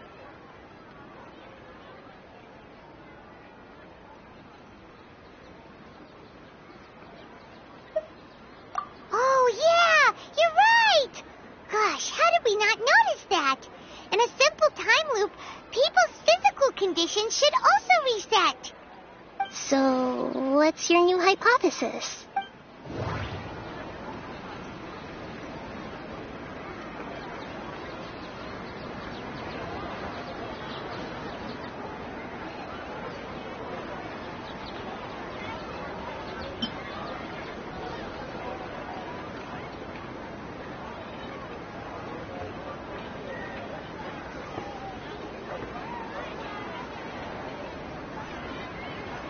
mercenaries rely heavily on muscle memory. And Dia was able to... The beep is a prompt tone for Akasha operations. We still... That doesn't sound right. I need to carefully think things through.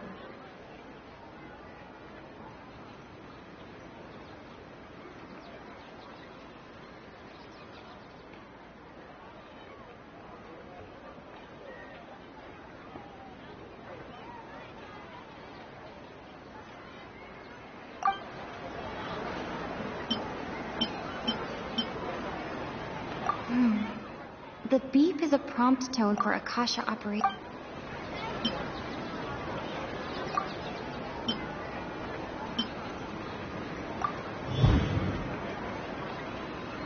If all our memories of a day are erased at the end of that day, then we would unwittingly...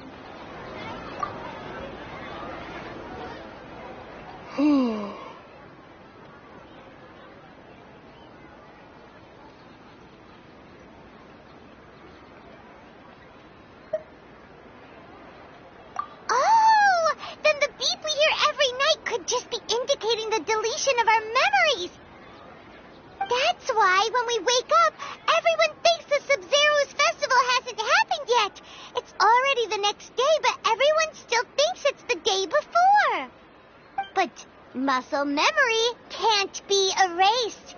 That's why Dia has been getting better at using her greatsword. Now everything makes sense. A brilliant deduction. Nihida, tell us if we're right or wrong. To put it simply, it's as if you've mistaken a pyro crystal fly for a firefly in the night. You lost sight of its true nature because you focus too much on your perception that it glows. That isn't simple at all!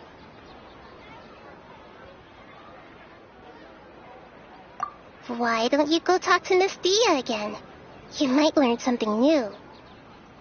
Right! She did help us find our latest clue after all. Let's go!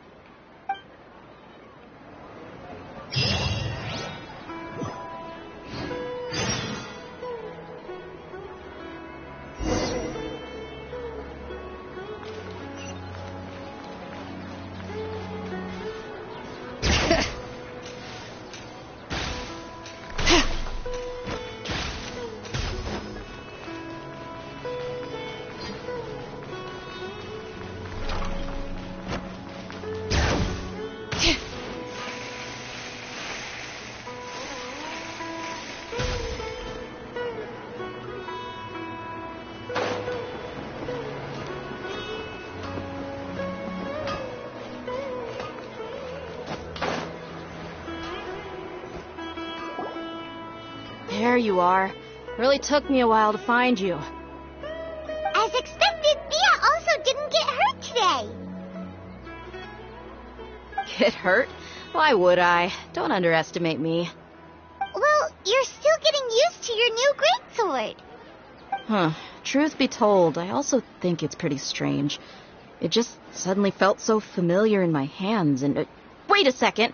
How did you know I got a new greatsword to begin with? I didn't tell anyone about it.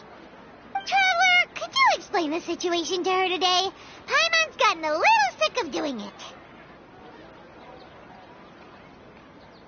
Oh, that works.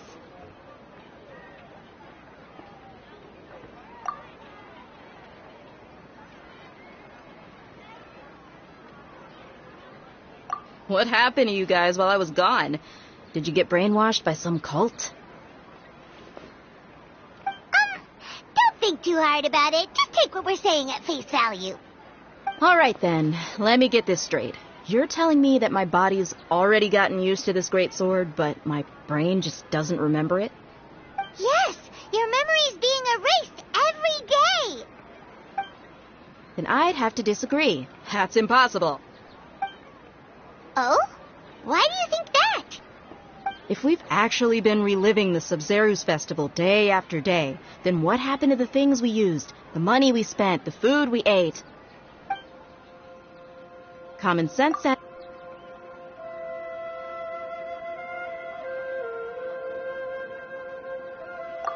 right. They could use the Akasha to record what everyone did that day, and then use the city's resources to replenish everything. It's not very likely, but it's also not impossible. No, it is impossible. I've got proof. You have proof? Where? You two are surprisingly serious about this nonsensical discussion. Fine, I'll play along for a little longer. Come with me, Miss Dunyarzad. Please come along as well. I still can't guarantee that this area is safe.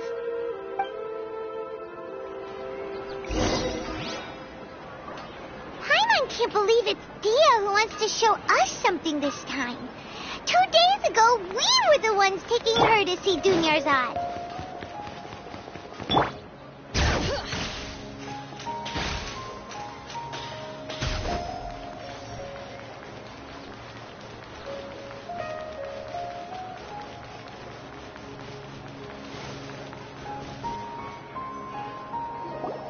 This is it. Huh? This is a wooden training dummy. What about it? See those marks on the dummy? Those are the result of several days' worth of practice. Let's say the sages didn't replace it every day. Shouldn't it be hacked to pieces by now? That's true, but what if they did? Then the sages would have had to reproduce every mark I left during previous training sessions. I'm a professional fighter. My martial school has always emphasized the importance of refined control. The force, angle, and entry point of each strike is calculated and deliberate. That's why I remember every mark on the dummy, as well as my state of mind as I made each strike. It's just as they say, each swordsman has their own unique style, and even the same swordsman can't make the same cut twice. It would be impossible to copy these marks. Is it really impossible? What if they use some fancy machine to carve every single mark? People often say that a camera's photo can never replace an artist's painting because the former has no spirit to it. The same thing applies here. At a mere glance, I can differentiate carved marks from the results of combat training.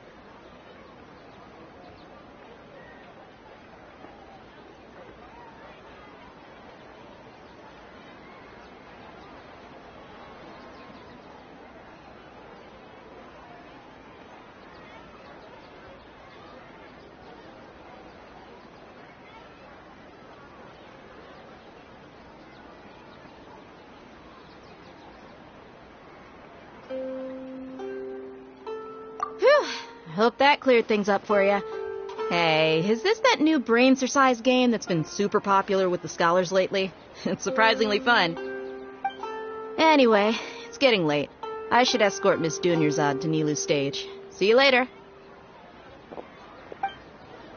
Well, back to square one. Is our memory But at least we've reached some other conclusions in the meantime.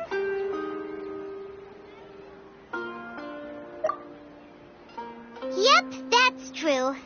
So, can we think of any new ideas right now?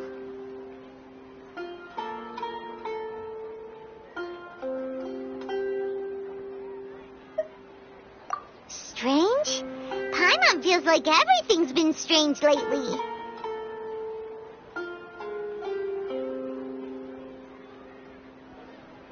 Huh? Leaving the city? You're right! It's really strange how we never thought of such a simple solution. Many things should become clear if we can confirm the flow of time outside of the city. Paimon can't believe it! Did we miss this because we're tunnel visioning too hard on our other theories? Or because we're just too tired?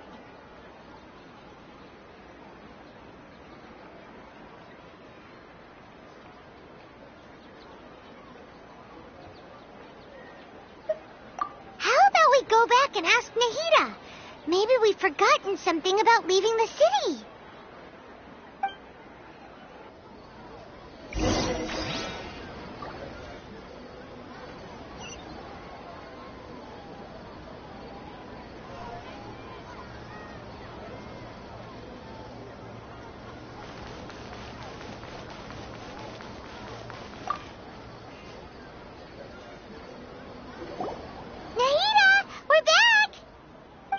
back early today. Did you find something new?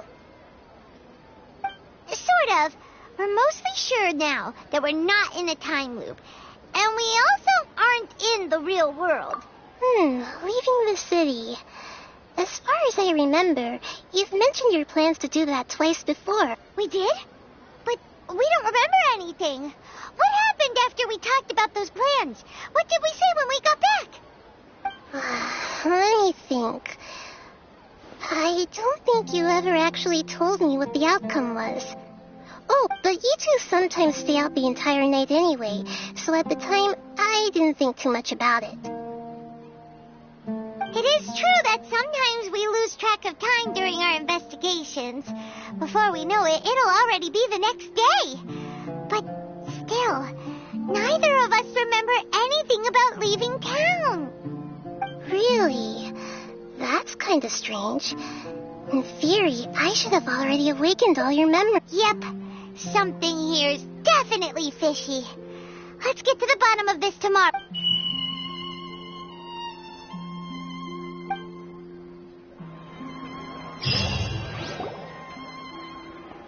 Our memories are back!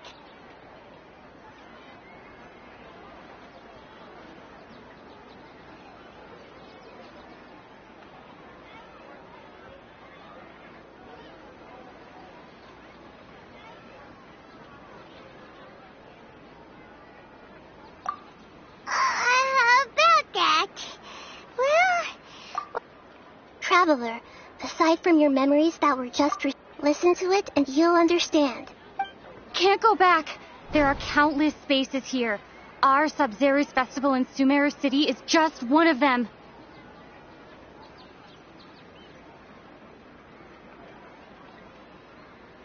Traveler, you should be missing 2 days worth of memories.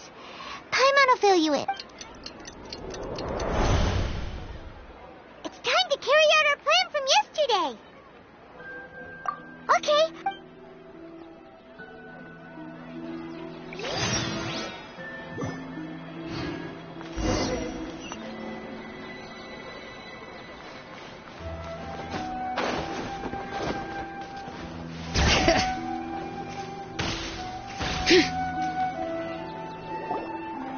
Why can't we leave the city?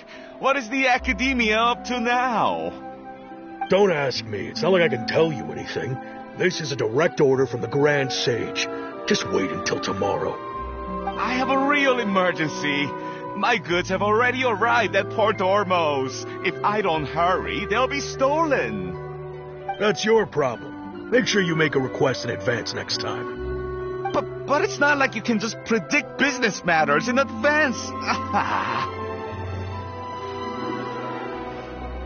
It looks like the academia already announced a lockdown for Sumeru City today. How completely unsurprising. Let's go and question them. Hello, sir. Why can't we leave the city today? Here we go again. Don't ask me. I don't know either.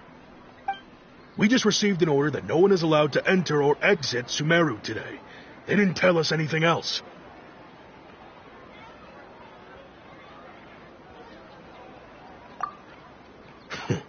Angering me won't get you anywhere. If I had that kind of insider info, I would have left this stupid post long ago. It looks like he really doesn't know. If we can't get anything out of him, let's take matters into our own hands. Why don't we climb over the walls? This is a good spot, and the guard hasn't noticed us at all. Let's hurry! Huh? Why? Are you going to leave Paimon behind?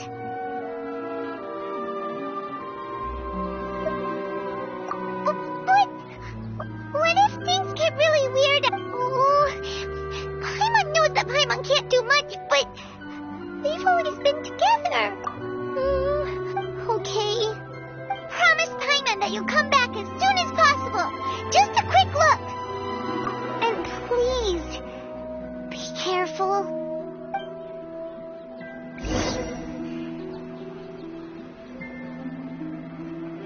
Memories!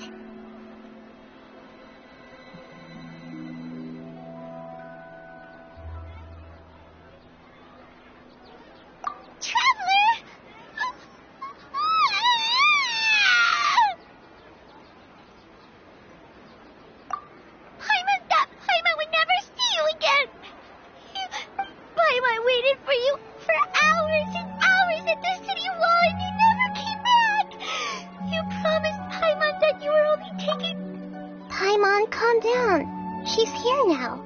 I don't think she understood what you were saying. Paimon doesn't care! Paimon wanted to go look for you, but you also said that Paimon should stay! Paimon was so worried and so scared the entire day!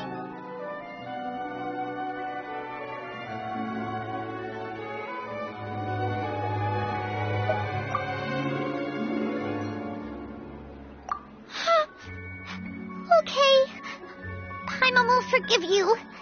The most important thing is that you didn't actually disappear. Okay. Paimon, can you tell us your perspective of what really happened yesterday?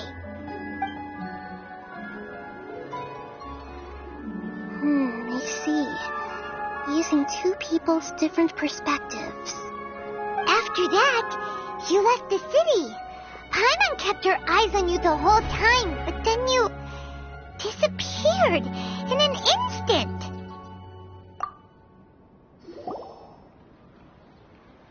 No way! Paimon was watching you with the fullest attention. What's your perspective, Traveler? You sure you don't have any memory of this? I guess that explains everything. You also lost your memories the last 2 times you tried to leave the city. Those days So, if we leave the city, our memories will be completely erased? It really sounds like something big outside of the city is being hidden on purpose. But this way, we'll also never discover what's outside.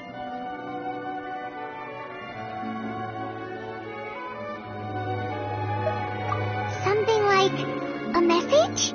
But how can we send it back? Don't look at me like that. I'm not used to being stared at. Well... Okay.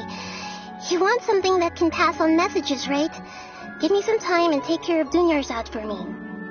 Yep, now we're talking.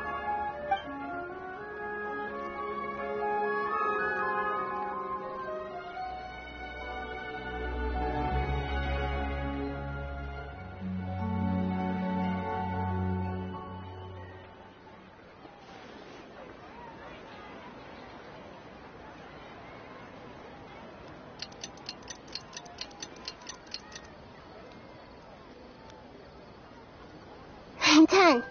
Here you go. What? Isn't this just an Akasha terminal?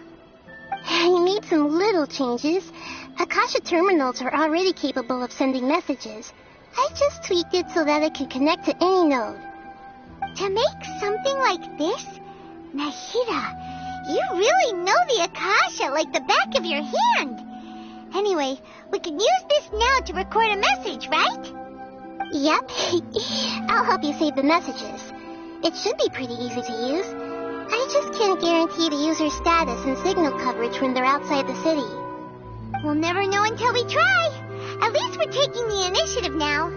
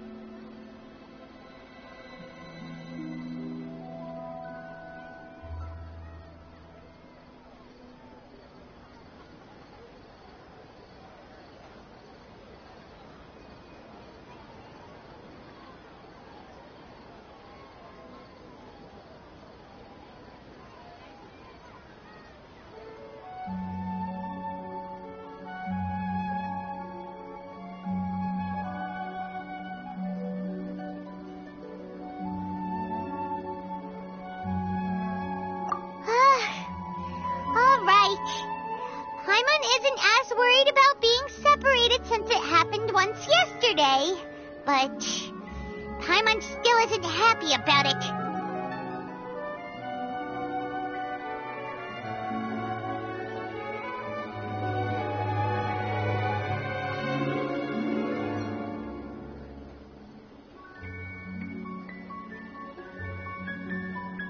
Okay, see you tomorrow, Traveler.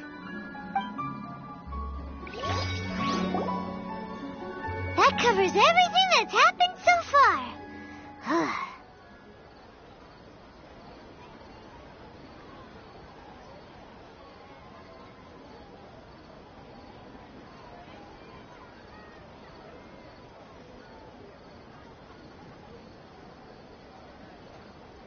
Yes, although the signal was choppy and had some interference, we still managed to receive 2 messages. Okay, now that you understand what's going on, let's hear the messages together.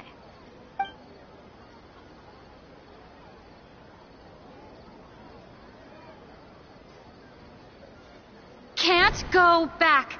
There are countless spaces here. Our Sub-Zero's festival in Sumeru City is just one of them.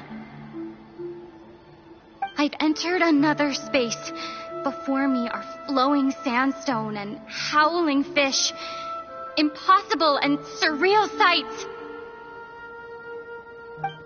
All these spaces are empty, except for the occasional ones that contain mute puppets rather than people. I can't sense any human presence.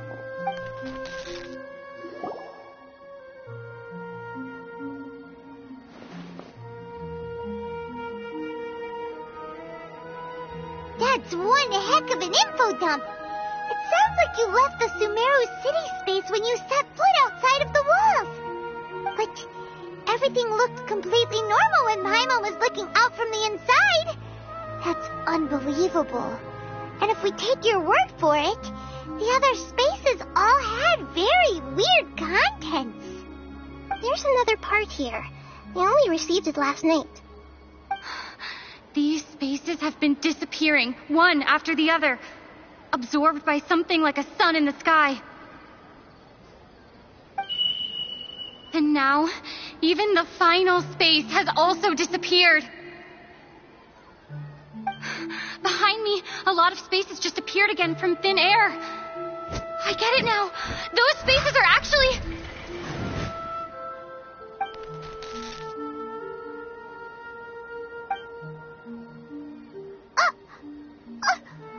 Why did the message end right there? What did the Traveler want to say? What are those spaces? Probably because yesterday just happened to end at that moment. Oh, right. Paimon did hear a beep from the Akasha. Did it come from here or from the message? The message. It should have come from the Traveler's Akasha terminal. After the beep, Traveler said even the final space has also disappeared. Traveler, what do you think that final space could have been?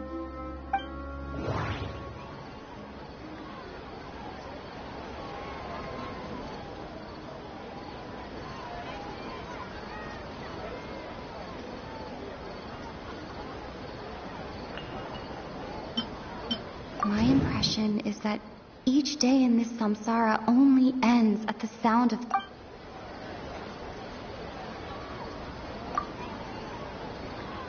Oh, so that's what it is! After the sound of the beep, the final space, the Sub-Zero's festival, also disappears, and we're taken to the next day. Later on, Traveler also mentioned a bunch of new spaces materializing behind them. Do lots of new spaces appear every day? Paimon's head is spinning. Just what are these spaces anyhow?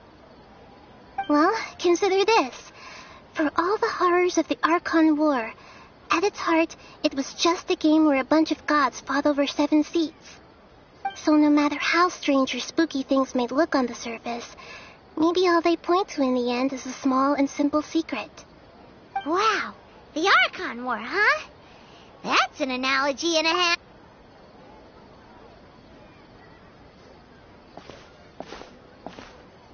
Hey, where are you going?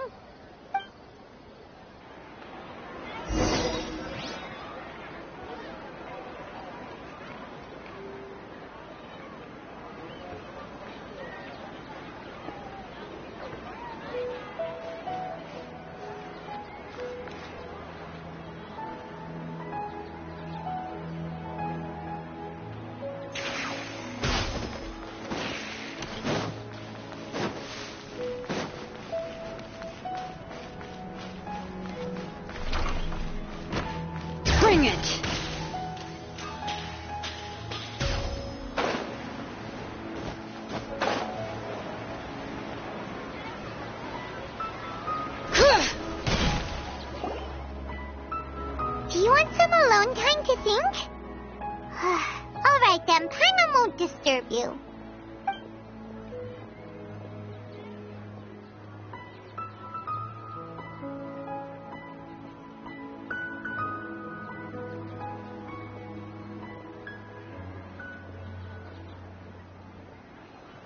The dance of Sub-Zerus is about to begin.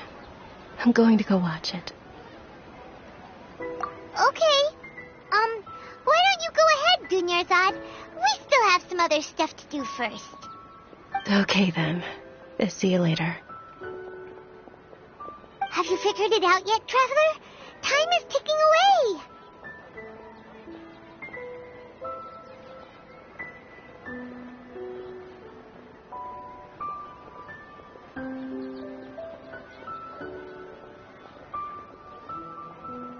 Awesome! What is it? Paimon wants to know. Oh, wait, no. Let's meet up with Nahida first. You can tell us both together. This time.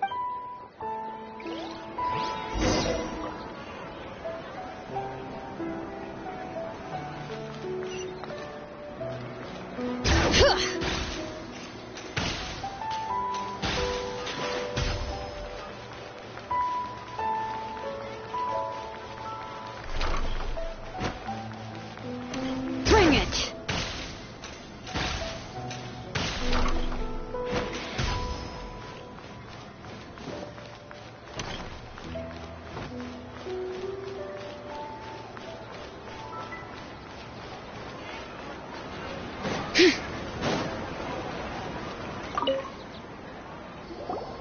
You're back. I've been waiting forever for you two. Judging by the looks on your faces, are you ready to take your Sub-Zerus exam and graduate? Okay. First off, have you discovered the hidden truth?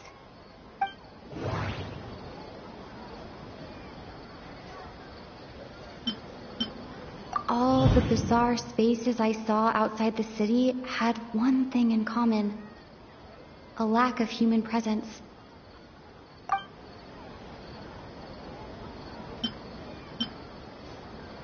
Those spaces remind me of dreams, like the one I had in the Avidia forest.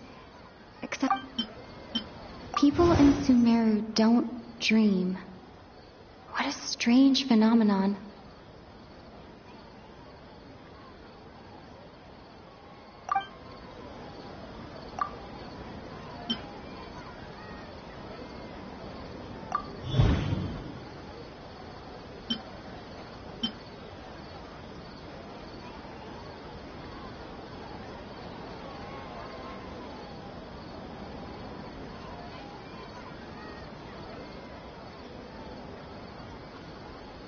We are all in a dream.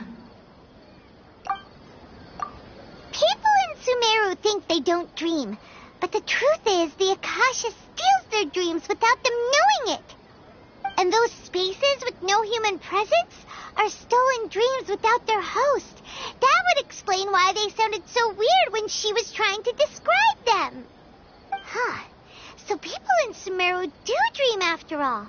In fact, we're all in one big dream together right now. Correct answer. Now, how did you conclude that the Akasha is capable of this?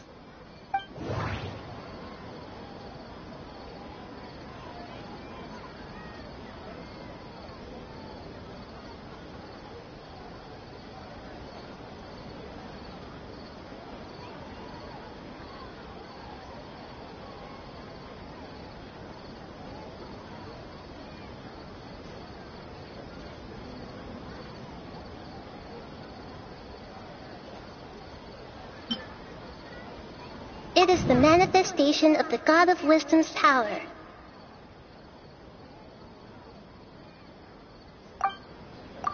Oh, okay. Those dream-controlling creatures in the forest also get their power from the Dendro Archon, right? That would explain why the Akasha has the ability to control people's dreams, too. But is stealing everyone's dreams really how the Akasha compiles their wisdom? Isn't there anything more to it than that? Dreams are fantastical, complex, and full of imagination. People's brains are the most active when they're dreaming. In other words, dreams are rich bundles of human wisdom. So, in other words, the complete opposite of how Hypatia understood it. Paimon remembers her saying that the sages think dreams are foolish delusions, and the fact that no one dreams is a blessing from Greater Lord Rukkhadevata. So it was all a dirty trick? The real story is that the sages from the academia are using the Akasha to steal people's dreams for their own use, huh? Oh?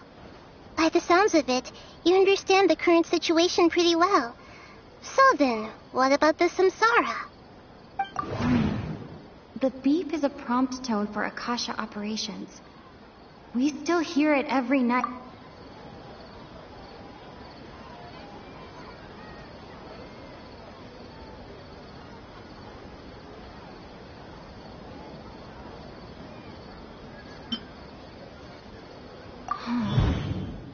Those spaces kept disappearing before my eyes.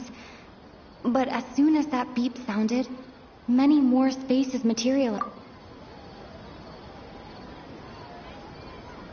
Those dreamscapes kept vanishing. But as soon as that beep sounded, more new spaces appeared.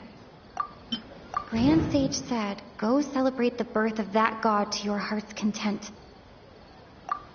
My mind feels exhausted, even though I haven't done too much thinking. I've already experienced the Sabzeruz festival many times, and the day of the festival seems to be in a perpetual samsara.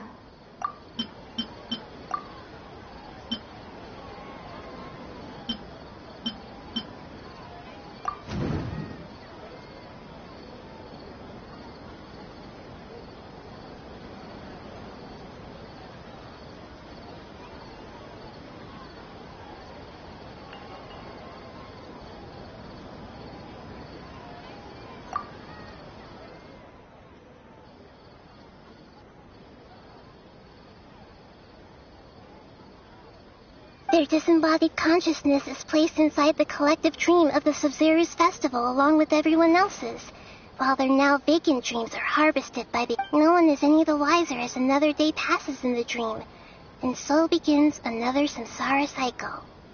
People wake up to yet another dream about the Sabzeruz festival.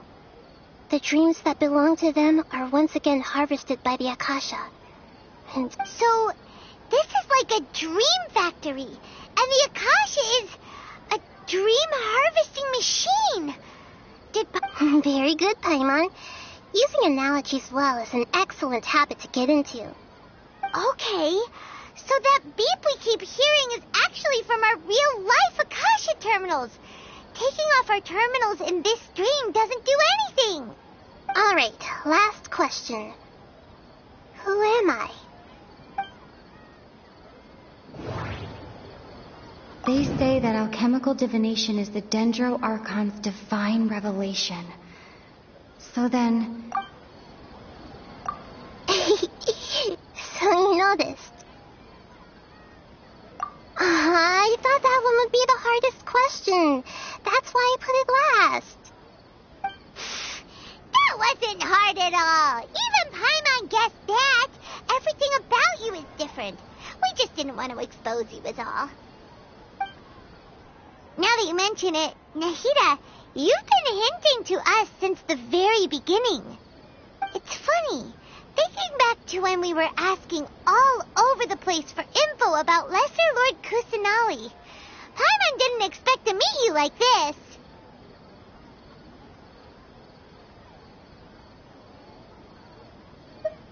Yes, those can wait until we're back. On the other hand, I'd be happy to answer any more questions. Deceiving the people of Sumeru with no regard for their safety. No matter what they're trying to do, this is unforgivable. After we end the Sabzeruz festival samsara, we have to look into them. How can the sages of the academia do this behind their Archon's back? This is ridiculous! In the end, I'm just the moon. The real sun is long gone. A sun and a moon? Nahita's talking in riddles again. Oh, we're out of time today. I'll tell you how to break free of the samsara tomorrow. See you then.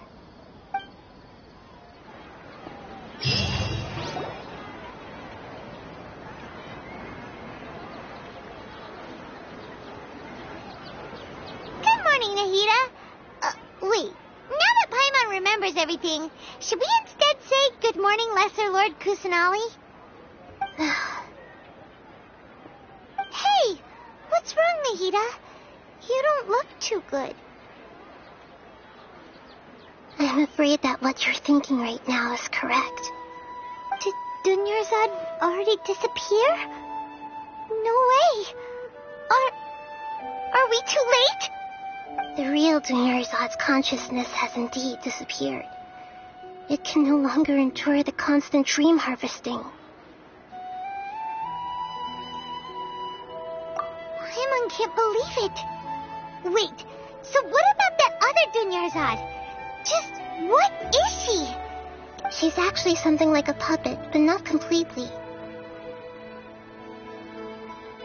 The real Dunyarzad's consciousness could no longer keep playing her role in this dream.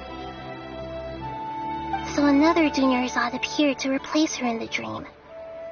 Just like the grass and the trees, that Dunyarzad is just a building block of the dream that helps to keep it going.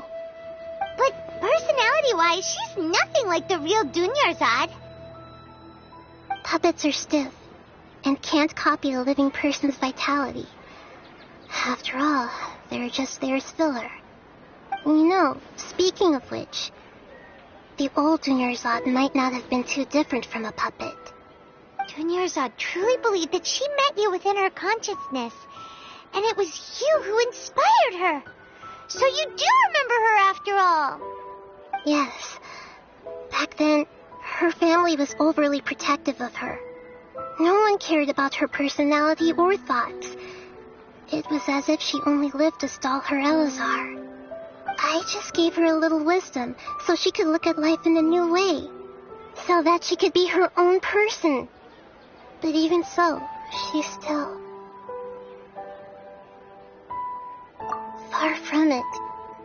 I'm still a long way off from being a real Archon. I couldn't even save her. If I were a competent Archon, I wouldn't have let my most faithful follower die at the Sabzeruz festival with so many regrets. Please don't beat yourself up over it, Nahita. It's the sage's fault, and theirs alone. I'm not beating myself up. All I did was to rationally observe the distance between myself and a real Archon. Don't be like that, Nahita. Even real Archons are still allowed to be sad. To prevent more tragedies like this, we must end the samsara as soon as possible. Great, but how do we do that? Although the Sabzeruz festival dream is under the Akasha's control, only humans can dream. Even the Akasha is unable to create them. That means this dream belongs to a host who created it.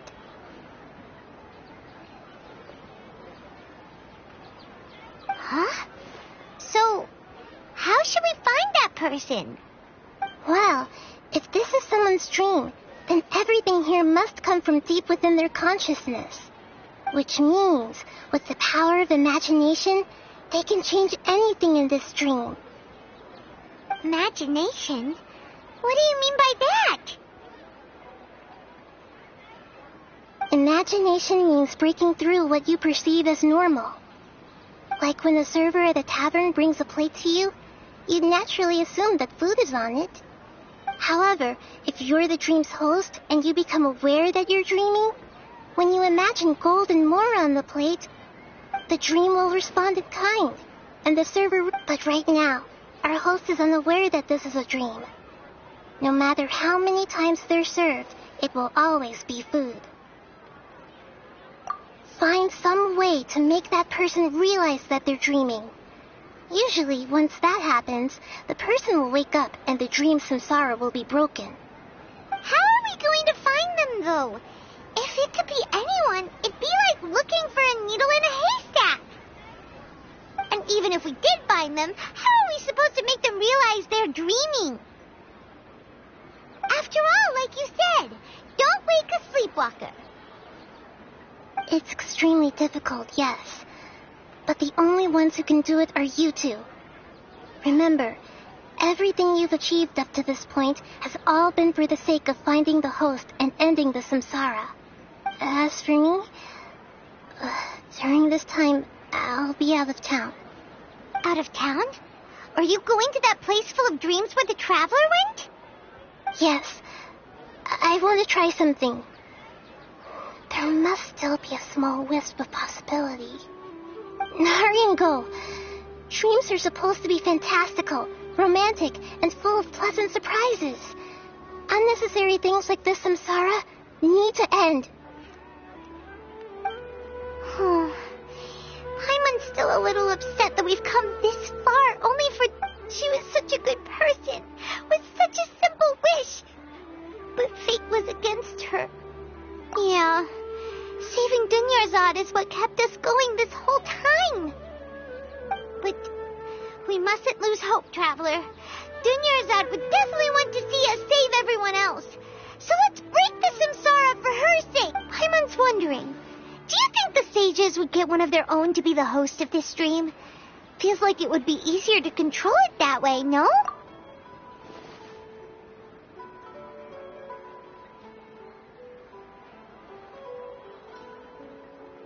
Huh. That's true. Plus, the sages probably weren't counting on there being other factors beyond their control, like Nahida and us. So, who do you think the host of the dream is? Oh, that would make sense.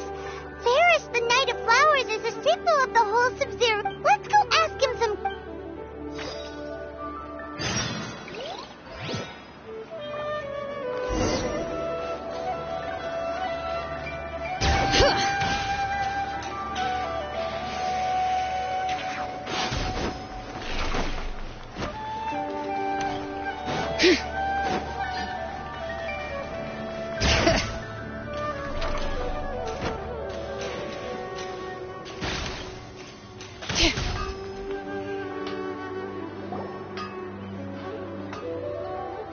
You're back. You left in a hurry last time. Is everything okay? Everything's fine. Just, it's a little hard to explain. Would you mind taking part in a little experiment with us? An experiment? That came out of nowhere. I'm listening, though. What do you need me to do? Could you make a wish? You want me to make a wish? Is that a new Sub-Zero's festival tradition or something? Less questions! More wishing! Okay. Oh, my wish. Okay. I'm a little nervous saying this out loud, but I want Miss Dunyarzad to be happy. Oh. I noticed earlier that she looked a bit down, and she wasn't really talking to anyone. She just doesn't seem like herself. She's always so gentle and kind, and all the kids love her. I've also wondered if the reason she asked me to be Fairest Knight of Flowers is because I'm special to her, or something. So, you have a crush on Dunyarzad? Oh, is it that obvious? When she placed the hat of the Knight of Flowers onto my head, she said to me, I want everyone to have a happy Sub-Zero's festival. What she didn't realize was that I'm not that interested in how everyone else feels. In that moment, I just wanted to be her Knight of Flowers for the rest of my life. 50 years, 100 years, I'll serve her till the end of time. Okay, yeah, that was a bit much. Felt like the right moment to get it off my chest. Okay, I'm ready to make my wish. I would like Miss Dunyarzad to appear in front of me right now with a smile on her face. Here goes. Please come true. I'm gonna open my eyes. What? Baki! Sorry, but only one portion of Yalda candies per person. Back home you go. Nice try, you two. Anyway, never mind. I don't need to see her appear right in front of me. As long as she... Guess he isn't the host of this dream after all. Should have expected it wouldn't be this easy.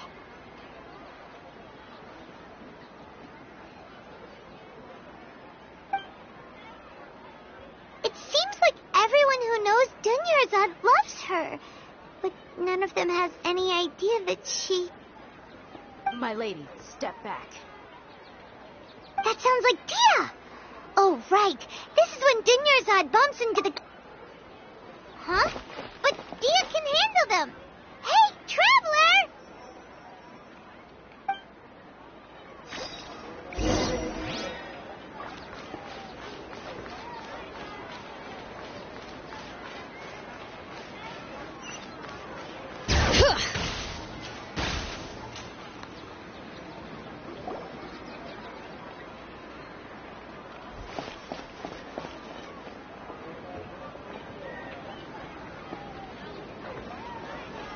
Oh, it's you. Great timing. Please take... Hey, this is my job. The Homiyanis pay me, not you. You... fine, all right. Knock yourself out. Why are you so worked up anyway? It's not... Anyway, watch yourself.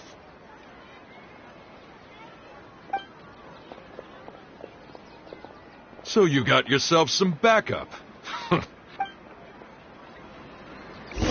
That's close enough. No punching Lucky today.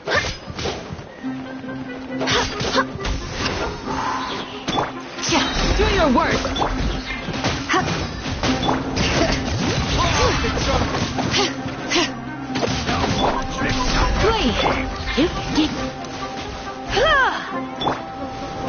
Bring it.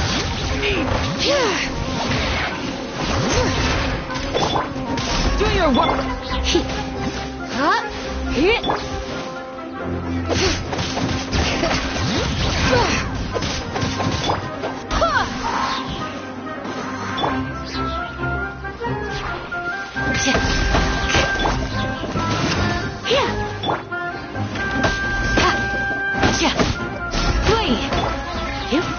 Following orders. Bring it.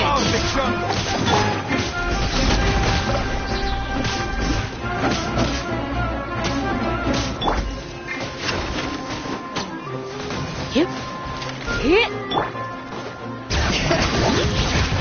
I'll take a You.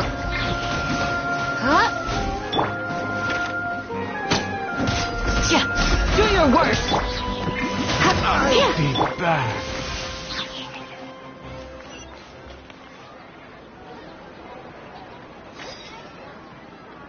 Traveler, were you just taking your anger out on those guys?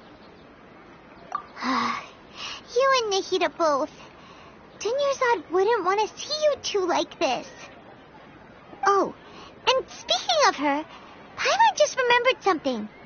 Remember how during the first Sub-Zero's festival, before the Samsara started, we came here with Dunyarzad because she wanted to pick something up? She said it was because she had forgotten something. Okay, so Paimon's memory is working so far. Anyway, Paimon also remembers that she is staying somewhere around here. She pointed it out to us the night before the Yeah, even if it's only a tiny clue, it'll probably still help us more... This is the place. It's rude to enter other people's spaces without permission, but... Hey, the windows are unlocked.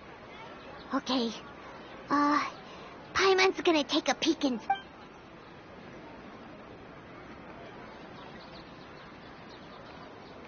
This was only a temporary residence, so there was pretty much nothing inside except this book on the table.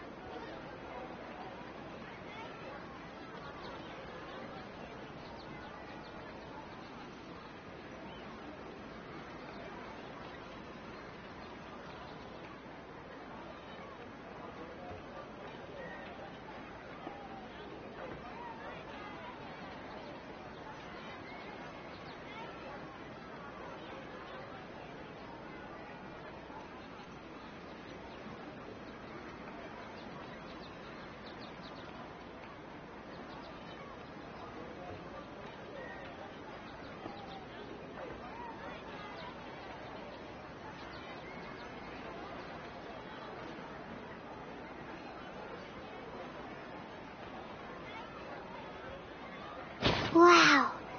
Dunyarzad wrote all of this.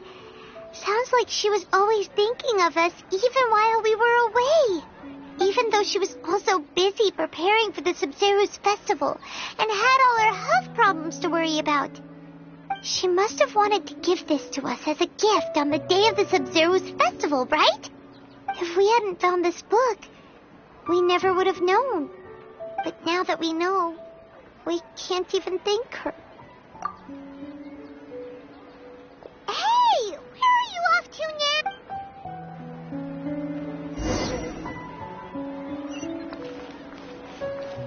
Bring it!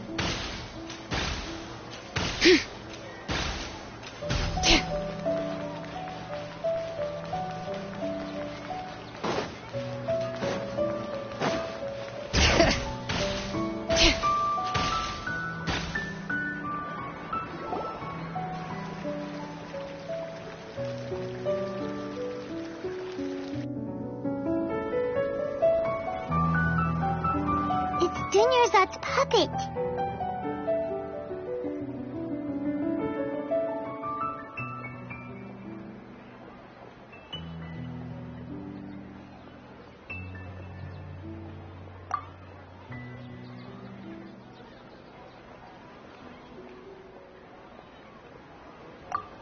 Traveler?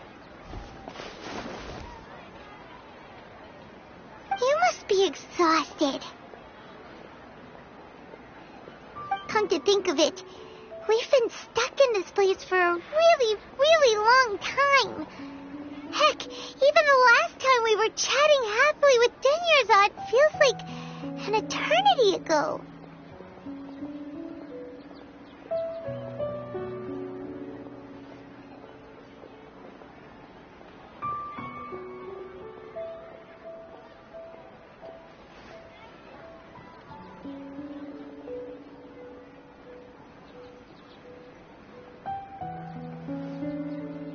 Paimon still remembers when we were sitting here, and the way her eyes sparkled when she talked about Milu's. There will always be frustrations in life, but I know that the point of living is not to leave behind any regrets.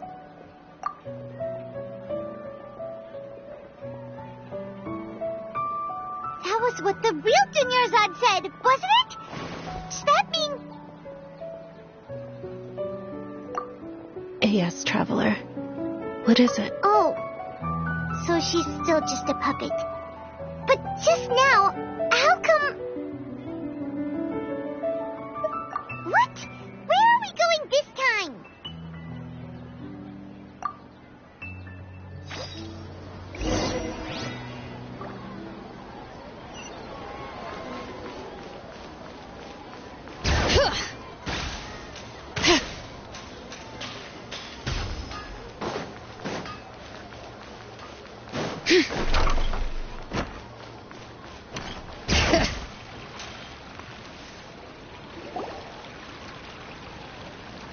If you continue to resist, we will have to order an investigation into every single event organizer.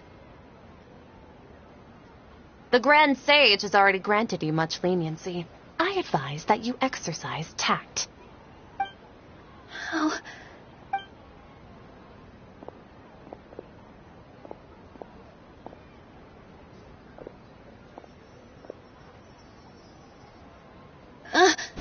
Traveler? You don't have to get involved. He's a sage from the academia. Traveler? Traveler? What the heck are you doing? If you get arrested by the academia, that's another day gone to waste.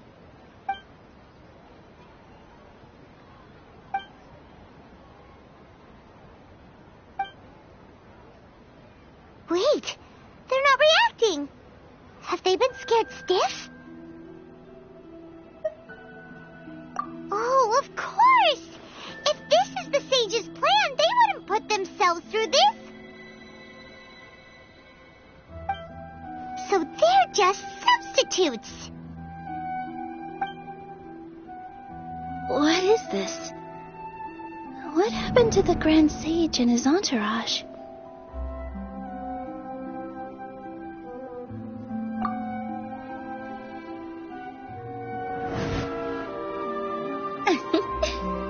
like I said, they symbolize the goddess of flowers. It's just a shame that all the real Padisaras went extinct after her death. Yes, the Greater Lord brought forth new Padisaras in memory of the goddess of flowers, but she ultimately could never truly replicate that beautiful shade of purple.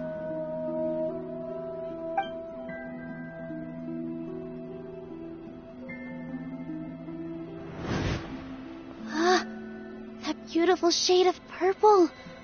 Aren't these flowers real Padisaras? Just like the ones from the legend? I didn't even notice. Dunyarzad, did you find these? But didn't you just say all the real flowers went extinct after the goddess of flowers passed away? So, how? Yeah. What's going on here? Huh? You guys are acting weird. But okay, I'll try.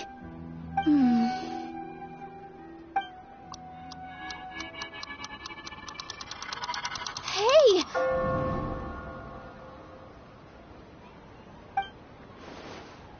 They disappeared! So Nilu's the host! What a surprise! Purple Padisaras don't exist in the real world anymore. But in Nilu's subconscious, they can appear as decorations on the stage. It's just like the example Nahida told us.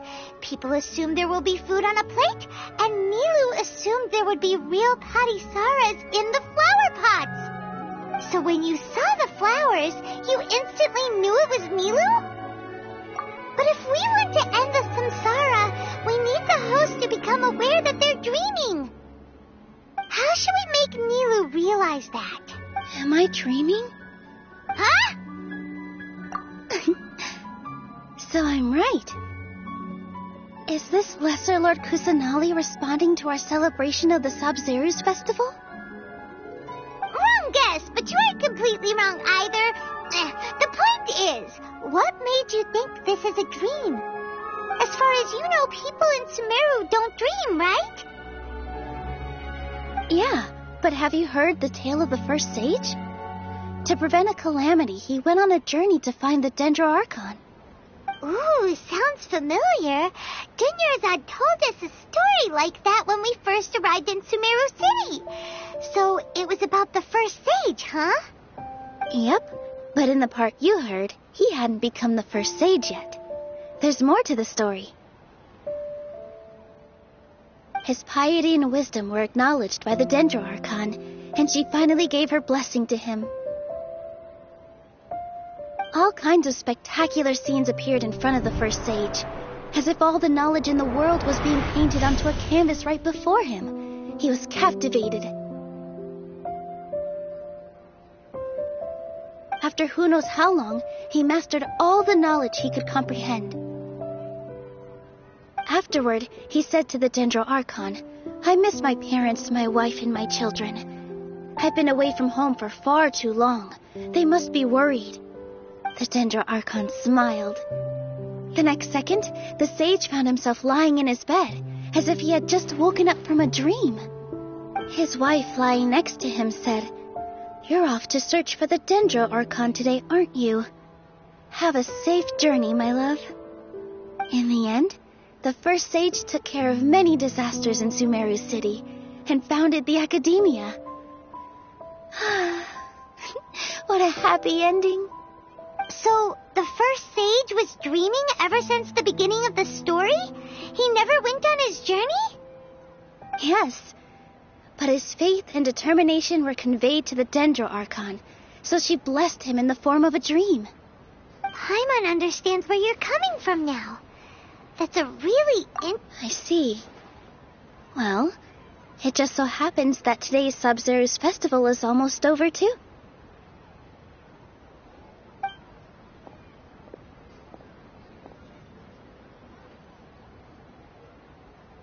Since we're in a dream, let's make this final dance of Sabzeruz as beautiful as we can.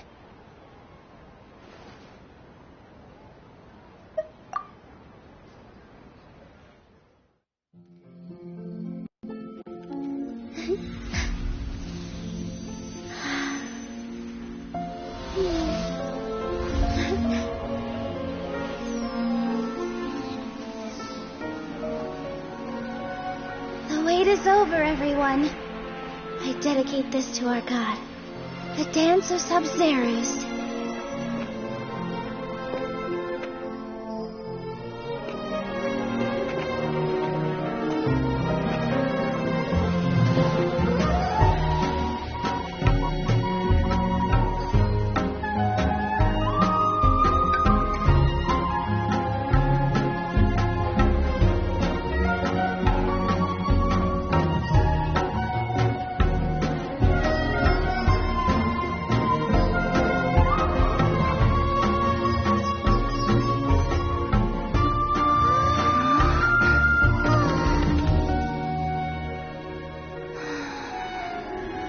I'd be lying if I said I had no regrets. I would have loved to see Nilou's dance.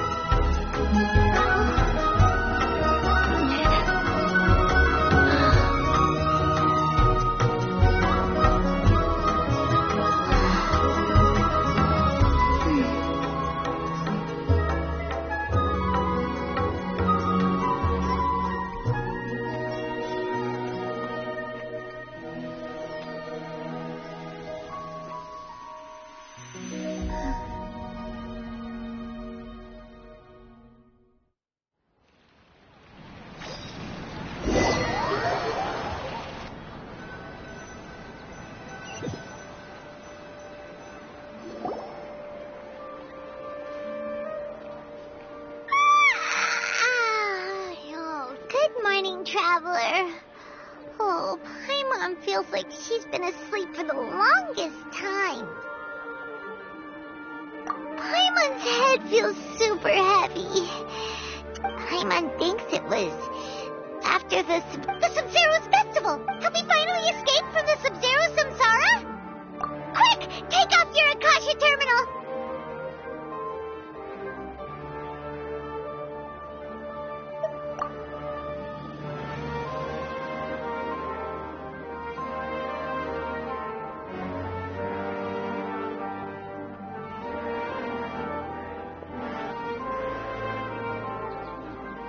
She's not in her room. What happened? Huh? What usual spot?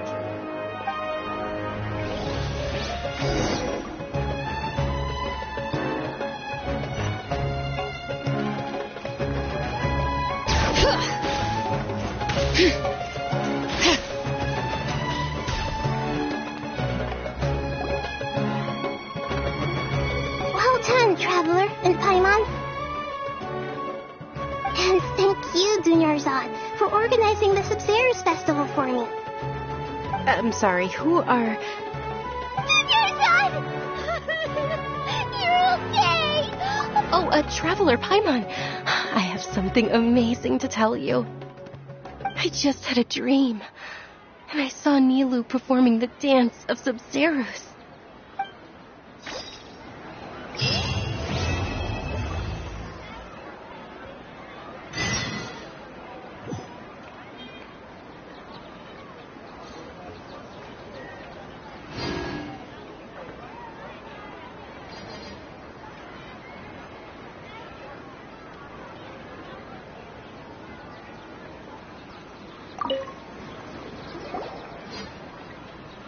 You're actually Nishida, aren't you?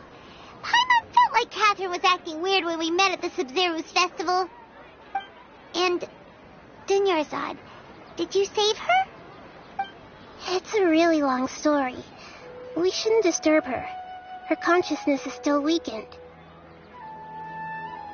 Let's chat somewhere else. How about by the Traveler's favorite bench?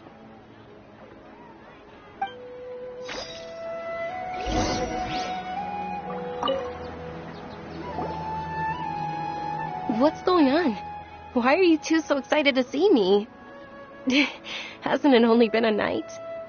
It's actually been much longer than that. Oh? Strange. Was I really asleep that long? No wonder I have such a headache.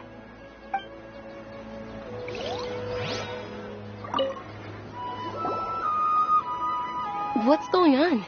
Why are you two so excited to see me? It's actually been much... Oh? Strange. Was I really asleep that long? Oh.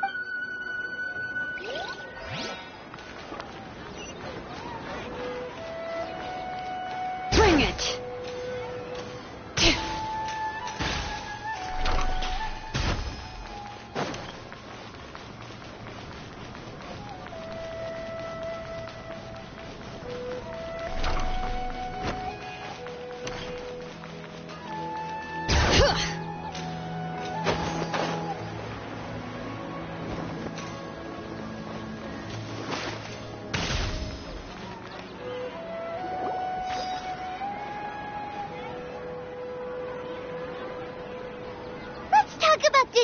First. It's such a relief that she's all right. After we parted on the last day of the Sub-Zero's festival, I left the city and saw what the traveler had described. Among the countless dreams, I found one that was growing fainter and fainter. This proved my suspicion. Once Dunyarzad could no longer bear the Akasha harvesting her dreams, her consciousness began to dissipate. But this also meant it escaped the Akasha's control. Such a small fragment of consciousness can't last for very long, though. It will return to its original dream, where both will gradually fade until they completely disappear. I used all the power I had to keep her dying dream alive as long as possible, but it still wouldn't have lasted for much longer if it hadn't been for you two breaking the samsara. So it looks like we did manage to save Dunyarzad in the end. And not a moment too soon.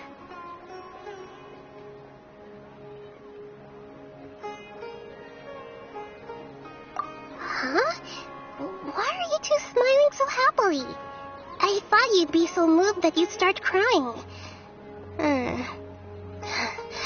I need to spend more time observing human emotions. Both are fine. Everyone reacts differently. All right. You two must have a lot of other questions for me, right? After all, you saved my faithful believer. As your reward, I will answer any and all questions.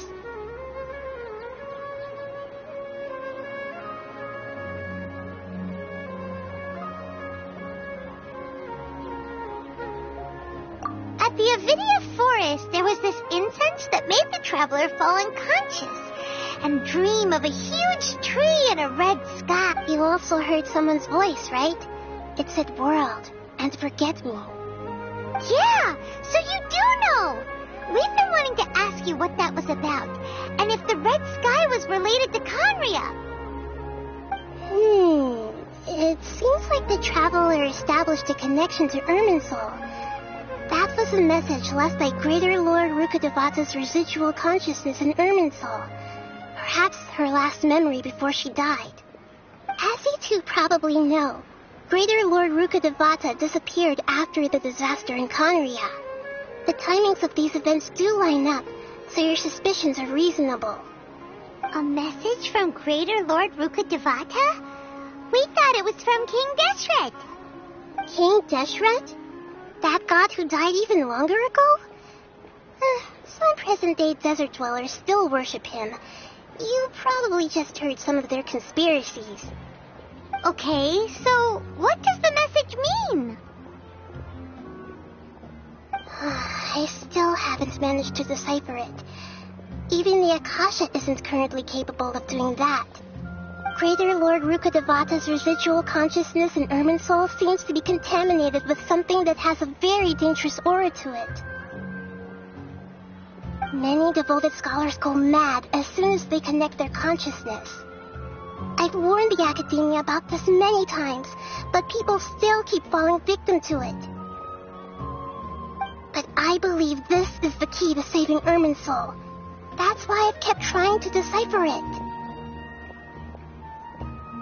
So the tree in the vision was Irminsul? Oh, Tainari also said that Irminsul is sick. Is it because of the contaminated But even if you can't figure out what that vision was all about, it seems like our search for you was all in vain. The traveler wasn't affected after coming in contact with that consciousness. I've never seen anyone like that. With you here, we may have a chance at deciphering it. No, we must decipher its secrets. I've already eliminated all other factors that might affect Irminsul. This is the only one left. This puzzle has life and death at stake. It could determine Irminsul's fate, as well as Teyvat's. To be accurate, I'm using the Akasha as a medium to occupy Catherine's consciousness. How did you do that? Poor Catherine. Does this mean you can also occupy other people's consciousnesses? Theoretically, I can enter anyone's mind as long as they're wearing their Akasha terminal. The Akasha is the legacy of Greater Lord Rukkhadevata. As Lesser Lord Kusanali and the first Akasha terminal, my consciousness has always been linked to the Akasha.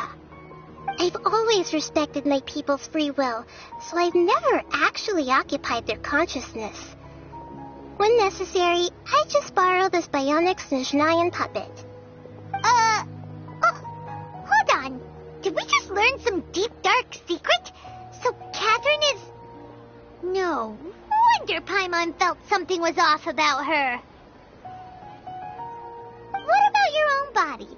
Why do you need to borrow other people's? Don't you live in the sanctuary of Surasthana? That story begins a long time ago. After Greater Lord Rukkhadevata disappeared, the sages found my newly born self and took me back to Sumeru. At that time, I was young and weak.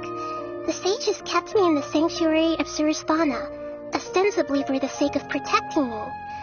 But I've hardly heard from them since. However, I do understand that they had hoped to find Greater Lord Rukkhadevata instead of me, a symbol of her passing. So, the sages basically put their new Archon under house arrest? How dare they! Why don't you teach them a lesson, Nahida? In some ways, they aren't wrong. Greater Lord Rukkhadevata was omniscient and omnipotent. Even after her death, the Akasha is still empowering this nation. And I'm still really far away from being able to call myself the God of Wisdom. Moreover, the academia is also more proficient at governing this country. Yeah, you got a lot of believers. Just look at the Sub-Zero's festival. Everyone who showed up truly loves you. Thank you for the kind words. But I honestly don't need physical freedom as long as I can connect my consciousness to the Akasha. Trying to find a way to save Irminsul is my life's mission and top priority. I will work on that, and try to live up to being a deity in the meantime. Every once in a while, I will also take up the duties of the God of Wisdom and enlighten a lost soul here and there. Doing all that should be enough. You mean how the Akasha stops you from having dreams? Yeah, it's been such a long time. It's not that no one noticed. It's more like no one cared. Ultimately, it's all rooted in the sage's misdirection. Misdirection? The sages convinced everyone to believe that being unable to dream is a sign of rationality and wisdom. Not dreaming is a badge of honor in Sumeru. Even if the truth is that their dreams are being reaped by the Akasha. With their propaganda in place, the sages can maximize their use of the Akasha to facilitate their Besides, Greater Lord Rukkhadevata must have created the Akasha in the hopes that it could be used to its full potential. Anyway, the perspective advocated by the sages drowned out any voices of doubt. By now, even those who never use Akasha terminals find it too shameful and embarrassing to talk about. Got it! I hope my answers were satisfactory, Seeker. To be honest, maintaining Dunyarzad's fading dream took a lot of mental energy. Oh, and you don't need to worry too much about the sage's activities for now. The Akasha won't be able to conduct another project on the scale of the Sub-Zero's Samsara in the immediate future. Going and get some sleep. Leave everything to us. What a relief. This is truly the most exhausting birthday I've ever had. Traveler? Paimon? Why am I here? Do either of you know? Maybe you were sleepwalking. You know you can't wake up a sleepwalker. We happened to walk by, so we thought we'd wait for you to wake up. I see. I should visit my maintenance personnel sometime. Oh, I'm fine. I better go. Thank you. We spent quite some time in Sumeru City, but ever since we last said goodbye to Lesser Lord Kusanali, we haven't heard anything from her. Oh, we can't just keep waiting around like this. Let's go find Catherine and pick up some work so we can at least keep ourselves busy.